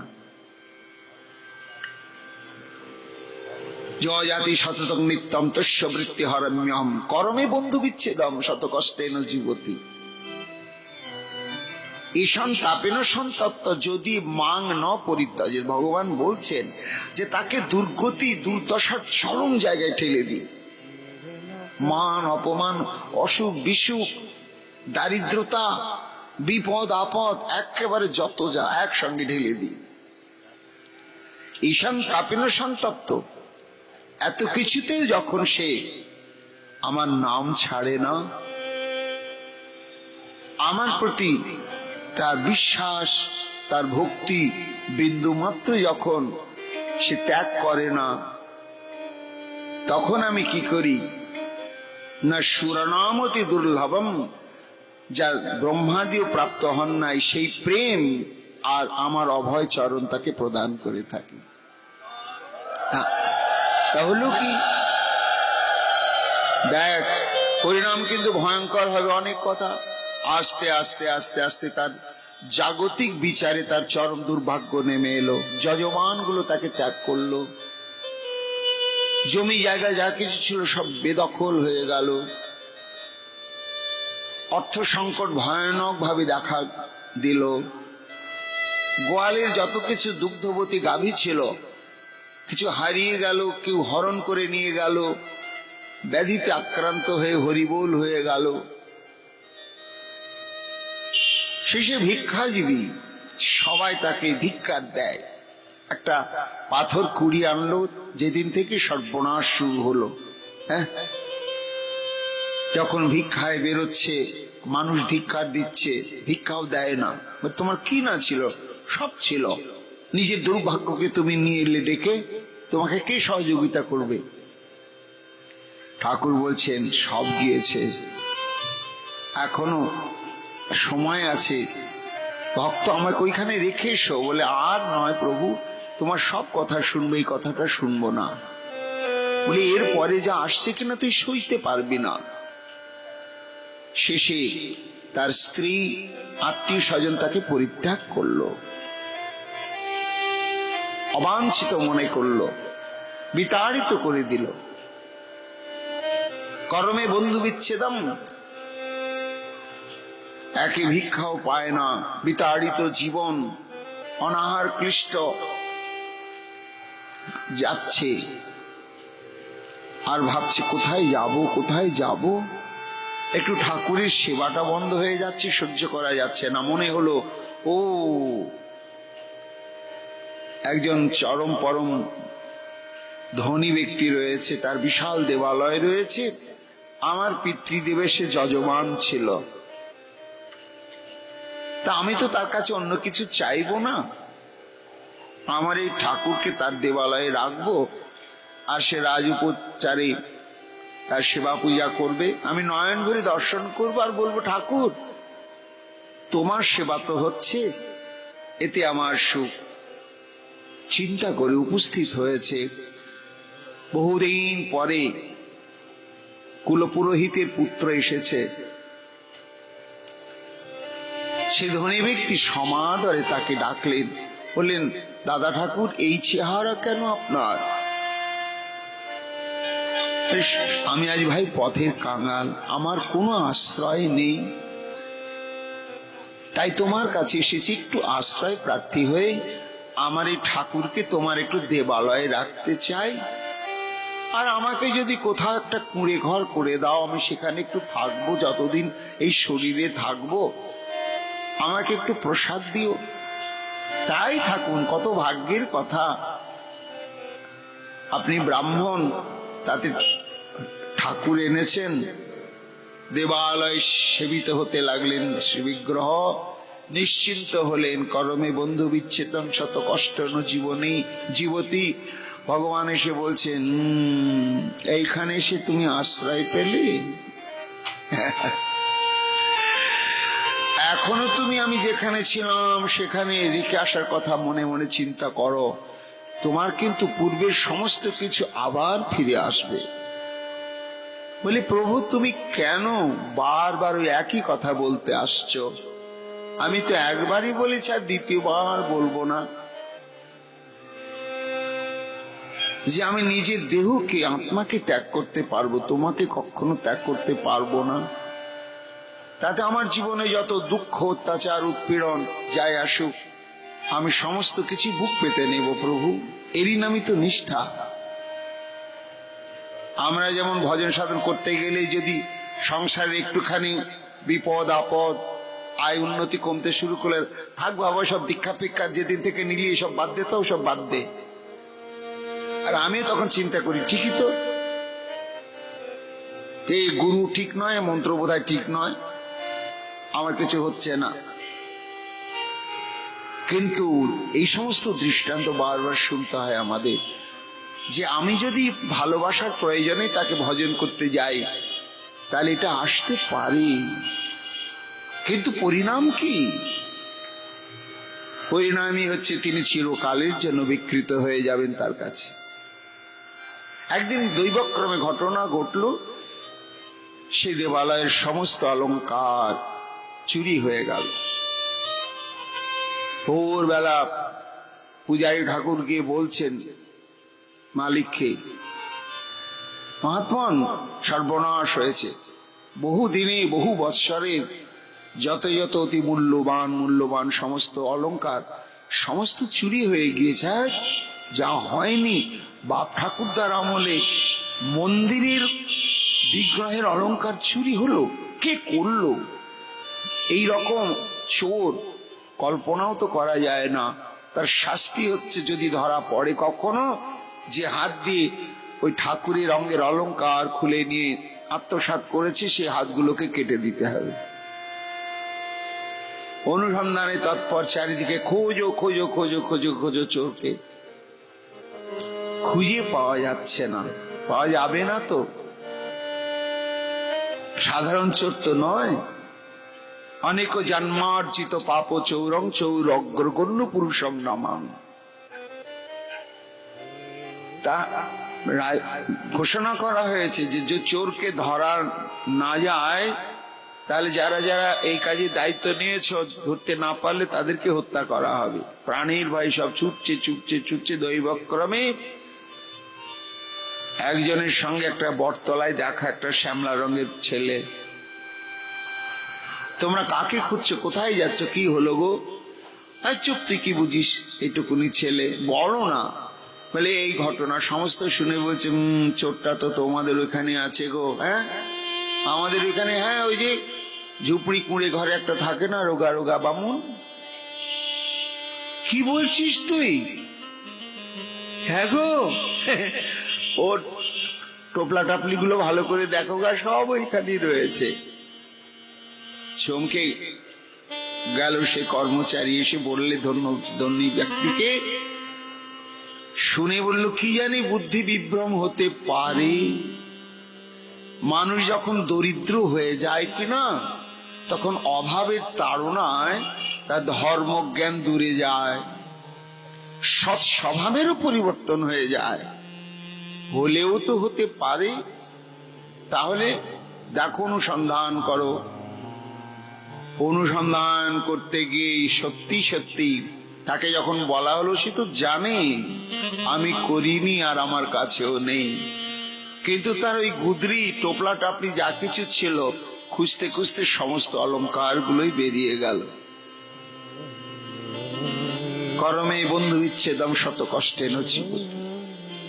আহা, তখন তো একেবারে এটা প্রমাণিত হয়ে গেল যে এই ব্যক্তি যথার্থ চোর। তার বিচারে কি দণ্ড হলো? বলে প্রাণে মারা যাবে না, ওর হাত দুটো কেটে নিয়ে ওকে ছেড়ে দাও। তো যাদের উপরে দায়িত্ব পড়লো, তারা যখন সেই ব্রাহ্মণকে নিয়ে যাচ্ছে, তখন ঠাকুর বলছে, ও ব্রাহ্মণ, এখনো তুমি আমাকে ওইখানে ফিরিয়ে রাখার কথা মনে মনে একটু ভাবো, রেখেও আসতে হবে না। তুমি মনে মনে একটু সংকল্প করো রেখে আসার, তোমার প্রাণ যাবে না, কিন্তু তুমি সব ফিরে পাবে। বলে, যাও ঠাকুর, আমি তো একটাই কথা তোমাকে জানিয়ে দিয়েছি, তোমাকে ত্যাগ করতে পারবো না।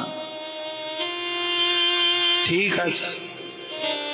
তো যখন তার হস্ত ছেদন করা হবে, তো যারা ছেদন করবে তারা বলছে, দেখো ব্রাহ্মণ, তুমি মরে যেতেও পারো, এই মুহূর্তে তোমার যদি কোনো অন্তিম বাসনা থাকে খুলে বলো, তাহলে আমরা পূরণ করব। ব্রাহ্মণ ভাবলে এই তো সুযোগ। বললে, ভাই শোনো, আমার কিচ্ছু চাওয়া পাওয়া নেই। আমার না ওই মন্দিরে আমার ঠাকুর রয়েছে, ওই ঠাকুরটাকে নিয়ে এসো, আমার সামনে রাখো, এটাই আমি চাই, আর কিচ্ছু চাই না। তখন ভাবলে, মরবে কি বাঁচবে ভাই, এইটুকুনি তার ইচ্ছা পূরণ করা যাক। তখন সেই শালগ্রাম রূপী শ্রী ভগবানকে এনে তার সম্মুখে রেখেছে। ব্রাহ্মণ তার চিত্ত মন সমস্ত কিছু স্থির করলে ভগবানের প্রতি। আমার আর কোনো চিন্তা নাই প্রভু, তোমাকে দেখবো আর বদনে তোমার নাম উচ্চারণ করব, পরিণাম আমার যা হয় তাই ঘটুক না কেন। ব্রাহ্মণ তার সমস্ত চিত্ত মনকে গোবিন্দিতে সংলগ্ন করে দিলেন। দেহস্মৃতি না হয়ে যায়, ভবকূপ কাহা তার। কষ্ট পায় তো শরীর পায় না বাবা, মন পায়। তা মনটাই যদি শরীরের বাইরে চলে যায়, তখন এই শরীরের উপরে যতই কিছু হোক, তখন সেই যন্ত্রণার অভিব্যক্তি ঘটে না। এটাই তো অপারেশনের সময় ঘটে না, ইঞ্জেকশন দিয়ে তার মনটাকে সরিয়ে দেওয়া হয়। কারণ কত কাটি করা হচ্ছে, তার কোনো ছটফটানি থাকে না। কখন হয় যখন মনটা আবার ফিরে আসে। তাই মনকে সে তো একেবারে ভগবানের চরণে সংলগ্ন করে দিয়েছে। এইবার যখন তীক্ষ্ণ ধার খড়গের দ্বারা এক কোপে তার হস্ত দুটোকে ছিন্ন করে দেওয়া হলো, ফিনকি দিয়ে রক্ত পড়তে লাগলো, ব্রাহ্মণ একটু চমকে উঠলে না, চিৎকারও করলে না, নির্বিকার, কিছুই নয়। শরীর থেকে জামা খুলে নিলে যেমন কিছু বোধ হয় না, তেমনি একটা অঙ্গ যে চলে গেল তার কোনো বোধ নেই। কিন্তু একটা অঘটন ঘটলো। হাত দুটো যখন দেহ থেকে বিচ্যুত হয়ে গেল, তা এমন ছটফট করতেই আছে, করতেই আছে, করতেই আছে, থামছে না, কিছুতেই থামছে না। তখন ছেদনকারী আতঙ্কিত হয়ে গেল, এটা কেন? এটা নিয়ম আছে, কোন অঙ্গকে দেহ থেকে ছেদন করলে স্বভাব বশত কিছুক্ষণ একটু নড়ে চড়ে, তারপর নিস্তেজ হয়ে যায়। কিন্তু তো কিছুতেই নিস্তেজ হচ্ছে না। এ কি, আমরা কি করতে কি করে ফেললাম? তখন তারা কাঁদতে কাঁদতে ব্রাহ্মণের চরণে পড়ে বলছে, ব্রাহ্মণ আমরা কি করলাম জানি না, কিন্তু রহস্য কি? হাত দুটো কিছুতেই স্থির হচ্ছে না, নিশ্চল হচ্ছে না, কেন? বলে তোমরা বুঝবে না ভাই, আক্ষেপে হাত দুটো স্থির হতে পারছে না। যতদিন আমার এই শরীরের সঙ্গে ওরা সংলগ্ন ছিল, ততদিন ওই হাত দিয়ে আমি নিজে তুলসী পাতা তুলতাম, ফুল তুলতাম, এবং ওই হাত দিয়ে আমি প্রত্যেক দিন সচেতন তুলসী ঠাকুরের চরণে অর্পণ করতাম। কত সৌভাগ্য এই দুটো ইন্দ্রিয়, এই দুটো হাতের ছিল। কিন্তু আজ থেকে তারা চিরকালের জন্য বঞ্চিত হয়ে গেল। কেন বঞ্চিত হলো না? দেহ থেকে তারা কর্তিত হলো, খণ্ডিত হলো। তাই ভাই, ও তাহলে ইন্দ্রিয়েরও স্বতন্ত্র ভগবত সেবার বাসনা থাকে? হ্যাঁ থাকে। এসব অতি সূক্ষ্ম তত্ত্ব থাকে। কেননা প্রত্যেকটা ইন্দ্রিয় রয়েছে ইন্দ্রিয় অধিষ্ঠাত্রী দেবতা। এই নিয়ে ব্রহ্মমোহন লীলা বিস্তৃত আলোচনা রয়েছে। যাই হোক, এইবার তখন ব্রাহ্মণটি বলছে, বাহ, ভালোই হলো ভাই, তোমাদের কাছে আমার একটা অনুরোধ। দরদর করে রক্ত পড়ছে, আমার তো হাতে নেই, আমি তার কিছু ধরতে পারবো না, তা আমার এখানে থাকারও ইচ্ছা নাই। তোমরা আমার এই মালার ঝোলার মধ্যে আমার ঠাকুরকে দিয়ে আমার গলায় একটু ঝুলিয়ে দাও, আর দুটো হাত ধরে আমাকে একটু বৃন্দাবনের দিকে পথ দেখিয়ে দাও।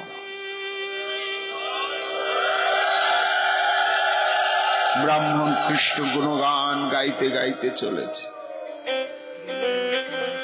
এই ঠিক করলে প্রভু, ঠিক করলে।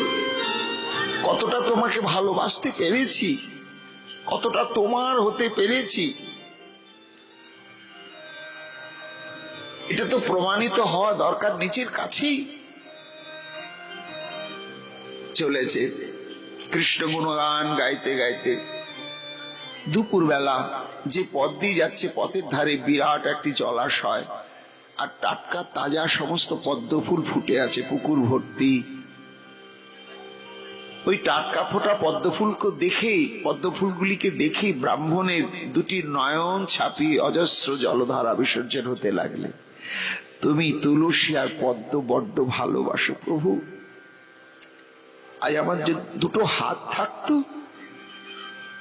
আমি প্রাণ ভরে নিজের হাতে এই কোমল এই পদ্ম চয়ন করে নিয়ে এসে তোমাকে প্রাণ ভরে সে কমলের মধ্যে স্থাপন করতাম, তোমাকে কোমল দিয়ে অর্চন করতাম। কিন্তু প্রভু, এতদিন তুমি আমাকে যত দণ্ড দিয়েছ সব আমি মাথা পেতে নিয়েছি। কেন না, আমার সর্বিন্দ্রিয়ের দ্বারা তোমার সেবা থেকে বঞ্চিত হইনি। আমি তোমার সেবা করতে পারতাম প্রভু, কিন্তু শেষে তুমি আমাকে সামান্য তোমার সেবা থেকে বঞ্চিত করে নিলে। এতেই যদি তোমার সুখ হয় হোক, কিন্তু আমি একটু তোমার সেবা করতে পারবো না? না না না, ছি ছি ছি ছি, তোমাকে দায়ী করলাম কেন? না না না, ঠিক করেছ। তাই বলি আমার হাত না থাকলে তোমার সেবা বন্ধ হবে? না না না। ব্রাহ্মণ ওই সরোবরে নেমে গেল, কণ্ঠলগ্ন জলে নিয়ে গিয়ে একটু নিচু হচ্ছে, তখন শালগ্রামটি ডুবছে জলে। বলে আমার তার ক্ষমতা নেই তোমাকে পঞ্চামৃত দিয়ে স্নান করানো, গঙ্গা জলে স্নান করানো। তোমার স্নান এখন তুমি এইভাবে নিজে নিজেই করো ঠাকুর। তারপর একটু উঁচু হয়ে ওই পদ্ম ফুলকে স্পর্শ করাচ্ছে, আর নয়ন জলে ভাসছে আর কাঁদছে।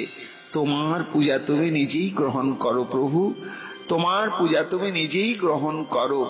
আর তুমি আমাকে যা দিয়েছে আমি সেটাই আমার আশীর্বাদ, মাথা পেতে আমি গ্রহণ করলাম। আহা, মহাজন বলছেন এইখানেই তার চরম পরীক্ষার শেষ। যদি মাংন পরিত্যজেত দধার্মেনাংশ পদস্তু ষোড়ানমতি দুর্লভম। সঙ্গে সঙ্গে প্রভু একটি দিব্য রথ নিয়ে এসে উপস্থিত। ভক্ত ভক্ত তোমার অনুরাগ, তোমার নিষ্ঠা, তোমার দেহাতীত আমার প্রতি যে প্রেম, আমি পরাজিত হয়ে গেলাম তোমার কাছে, তুমিই জয় লাভ করলে। তাই আজ আমি তোমাকে নিতে এসেছি, জরা মরণ এই মর্তলোকে আর তোমাকে থাকতে হবে না। এই বলি প্রভু তাকে স্পর্শ করা মাত্র তার হাত দুটি আবার ফিরে এলো, দিব্য দেহ প্রাপ্ত হলো। ভগবান তাকে দিব্য রথে তুলে চললেন। তো যখন তার সেই স্বকীয় ধামে গিয়ে উপস্থিত হয়েছেন, তখন সেখানকার সুখ, সেখানকার আনন্দ, সেখানকার ঐশ্বর্য, সেখানকার প্রেম দেখে ব্রাহ্মণ অভিভূত। হঠাৎ করে প্রচ্ছন্ন ভাবে তার অন্তঃকরণে একটু ক্ষীণ মমত্ব বোধ জাগলো। ইস, তুমি এত সুন্দর প্রভু, এত তোমার প্রেম, আর এখানে এত ঐশ্বর্য। যারা আমাকে ওই জড় জগতে মাইক মমত্বের বন্ধনে বেঁধেছিল, হায়রে, তাদেরকে সহজে যদি আমি তোমাকে এই রকম আস্বাদন করতে পারতাম খুব আনন্দ হতো। কেন একা ভোগে আমার সুখ হচ্ছে না? এটা যেই মনে করেছে, সঙ্গে সঙ্গে দেখছে তার হারানো যে সমস্ত আত্মীয় স্বজন সব সেখানে বর্তমান। স্তম্ভিত তোমরাও এখানে। ভগবান এসে ভক্তকে আলিঙ্গন করে বলছেন, আমার জন্য সব হারাতে হয় ভক্ত, কিন্তু যারা আমার জন্য সব হারায় তাদের কিছুই হারায় না। তাদেরকে আমি চিরকাল এইভাবে বিনা ভজন সাধনে আত্মসাৎ করে নিই। প্রহ্লাদ বলছেন, গুরুদেব কই, আমার ভাগ্যে তো সেটা হলো না। পরিণাম কি পেলাম? না রাজ ঐশ্বর্য, রাজ্য পরিচালনার দায়িত্ব। এই জন্য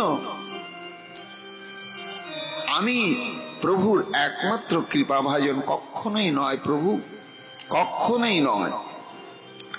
তবে আমি নয় বলি যে জগতে কেউ নেই, আছে আছে।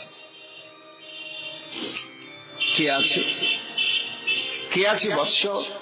আমার বিচারে কে জানেন?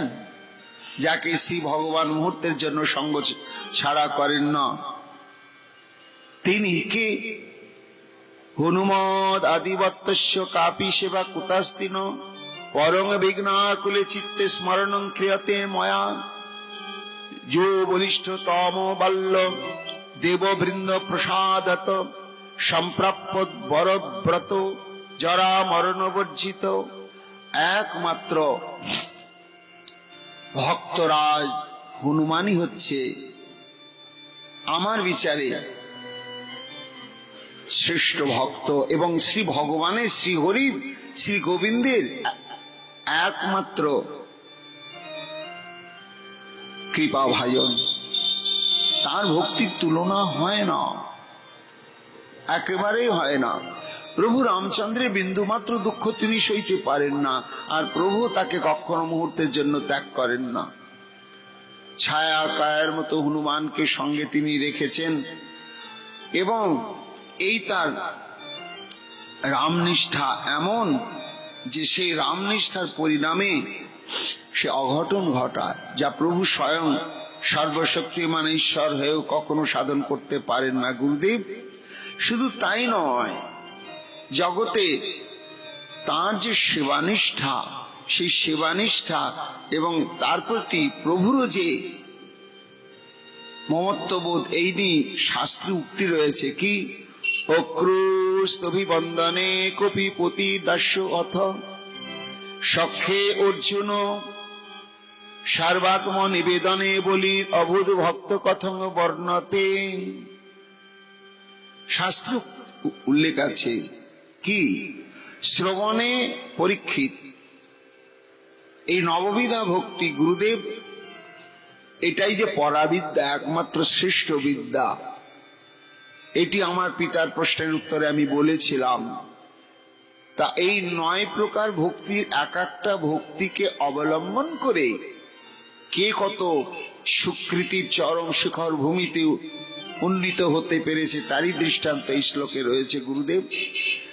না শ্রবণে পরীক্ষিত, মহারাজ পরীক্ষিত আর অন্য কোনো জপ ধ্যান কিছু করলেন না, 7 দিন 7 রাত নিরবচ্ছিন্ন শুনে শুনেই ভগবত চরণ প্রাপ্ত হয়ে গেলেন। বৈয়াসকি কীর্তনে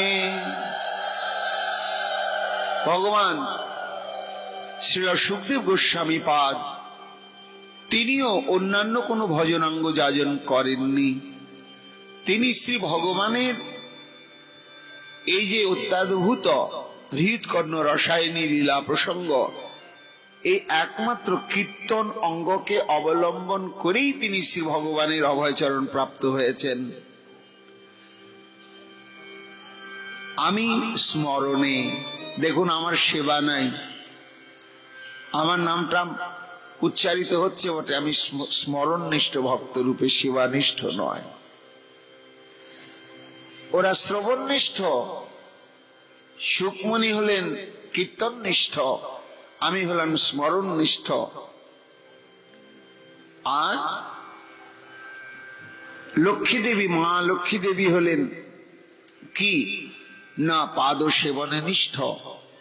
পৃথু পূজনে ষোড়শোপচারে কিভাবে পুজো করতে হয় তার দৃষ্টান্ত পৃথু মহারাজ। অক্রুর অভিবন্দনে, আর এই যে দাস্য, এই দাস্য কথাটি বড় কঠিন। সাধারণভাবে মনে হয় যে দাস্য ভক্তিটা তো নিচু তলার, তার চাইতে সূক্ষ্ম, তার উপরে বাৎসল্য, তার উপরে মধুর রয়েছে। কিন্তু না, দাস্য ভক্তিটি এমন একটি অদ্ভুত ভক্তি যে এটি সখ্যেও আছে, বাৎসল্যেও আছে, মধুরেও আছে। এবং দাস্যের যে দাস্য, তার চাইতে সখ্যের দাস্য হচ্ছে চরম পরম উৎকর্ষময়। আবার সখ্যের চাইতে বাৎসল্যের যে দাস্য, সেটি আরো উৎকর্ষময়। তারপরে মধুরের যে দাস্য, সেটি সর্বোৎকর্ষময়। তা এই জন্য দাস্য ভক্তিটি এমন ভক্তি যা শুরুতেও আছে, শেষেও আছে। আর এই দাস্য ভক্তির একমাত্র উদাহরণ কে না কপিপতি, অর্থাৎ হনুমানজি। কাজে গুরুদেব তার বৈশিষ্ট্য কি, যাদের ইচ্ছয়া লব্ধমপি বিষ্ণুর দাস রথেস্তুজা নেচ্ছন মক্ষং বিনাদস্যং তস্मै হনুমতে নমঃ।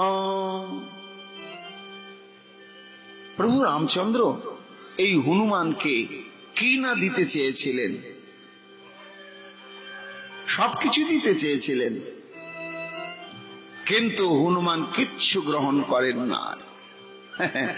মুক্ত মালা দিয়েছিলেন, তাকেও দাঁত দিয়ে কেটে কেটে কেটে ভেঙে ভেঙে ছুঁড়ে ছুঁড়ে ফেলে দিলেন। হনুমান, ইস তুমি তো হনুমান জঙ্গলি পশু, মুক্তর কি মর্যাদা বোঝো? হ্যাঁ, এটা কি কোনো খাওয়ার ফল? দাঁত দিয়ে কামড়ে কামড়ে বলে দেখছি প্রভু, বাইরে থেকে দেখা যাচ্ছে না তো, ভাবছি ভেতরে আছে কিনা, কি না আমার প্রভু রামচন্দ্রের মধ্যে আছে কিনা। যদি থাকে তবে আমি গলায় পরবো, আর যদি না থাকে তা মুক্ত কেন, এর চাইতে মহামূল্যমানই বস্তু আমার কাছে কোনো দাম নেই। বলে এত তোমার নিষ্ঠা, তাহলে মুক্তর মধ্যে তুমি আমাকে অনুভব করতে চাও সর্বত্র, তো তোমার মধ্যে বলে আমার মধ্যে তো তোমাকে বেঁধে রেখেছি। তার প্রমাণ বুক চিরে দেখালেন নিজেই, রাম সীতার রূপ। এই জন্য গুরুদেব দাস্যং তস্মৈ হনুমতে নমঃ, এই জন্য আমি সেই হনুমানের চরণে কোটি কোটি সহস্রবার প্রণাম নিবেদন করি। আপনি যদি শ্রী গোবিন্দের অতীব নিকটতম কৃপাভাজন অনুভব করতে চান এবং তার ভক্তি কোন জাতীয় ভক্তি, কেমন ভক্তি, তাহলে এখানে আর আপনি কাল বিলম্ব করবেন না। কোথায় যাব? আপনি চলে যান এই ভারতবর্ষের 9টা বর্ষের একটা বর্ষ হচ্ছে কিং পুরুষ বর্ষ। কিং পুরুষ বর্ষে চলে যান, সেখানে হনুমানজি অনাদি অনন্ত কালের জন্য সে রাম সীতা বিগ্রহ স্থাপন পূর্বক নিরন্তর রাম ভজনে কেমন ভাবে একনিষ্ঠ হয়ে রয়েছে, স্বচক্ষে না দেখলে আপনি অনুভব করতে পারবেন না গুরুদেব। কাজে আমার বিচারে একমাত্র আপনি যা অনুসন্ধানে এত পরিশ্রম করে এত দূর পর্যন্ত এসেছেন, সেটি সার্থক হবে ওই হনুমানের সান্নিধ্যে গেলেই। মহারাজ পরীক্ষিত বলছেন, মা,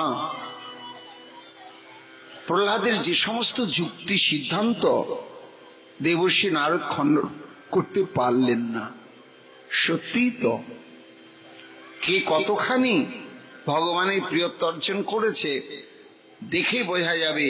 যিনি সর্বক্ষণ সর্বতোভাবে সেবার অধিকার প্রাপ্ত হয়ে কায়া ছায়ার মতো ভগবানের কাছে রয়েছেন, তার কত সৌভাগ্য। আর যাকে লাভ পূজা প্রতিষ্ঠার সমুদ্রে ডুবিয়ে রেখেছেন, তার কত সৌভাগ্য। তা ঠিকই তো বলেছ বৎস, তাহলে আমাকে হনুমানের সান্নিধ্যেই যেতে হবে না? হ্যাঁ গুরুদেব। পরীক্ষিত মহারাজ বলেন, মা, তখন দেবর্ষি নারদ এইবার কিং পুরুষ বর্ষেই গমন উদ্যোগী হলেন সান্নিধ্য লাভ করতে হনুমানজির। আমাদের এই 6 দিন ধরে বৃহৎ ভাগবতামৃত কথা প্রসঙ্গ আজকের মতো এইখানেই পরিসমাপ্তি হচ্ছে। অর্থাৎ আমরা সুতল পর্যন্ত আসতে পারলাম। এইবার আমরা যদি বেঁচে থাকি আর যদি গোবিন্দের কৃপা হয়, আগামীবার এই হনুমানের কাছে গিয়ে দেবর্ষি নারদ কি কি তত্ত্ব সিদ্ধান্ত জানলেন এবং তারপরে তার অনুসন্ধানটা শেষ কোথায় গিয়ে পরিসমাপ্ত হলো, সেটা আগামী বছর আমরা আস্বাদন করব। প্রভু জয় মহাপ্রভু। রাধে কৃষ্ণ রাধে কৃষ্ণ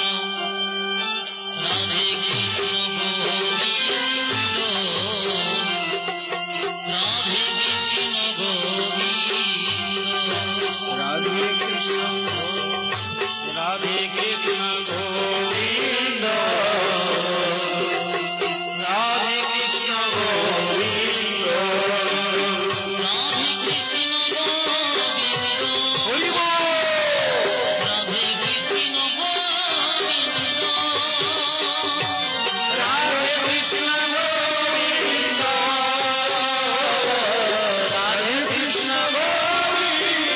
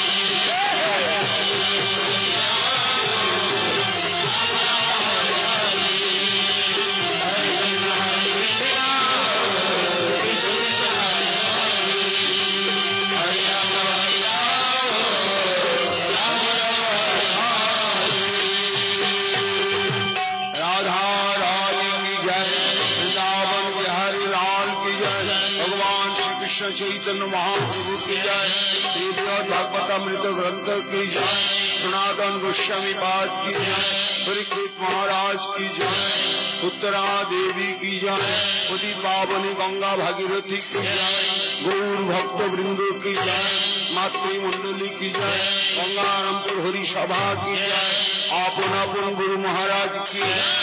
जय श्री राधे।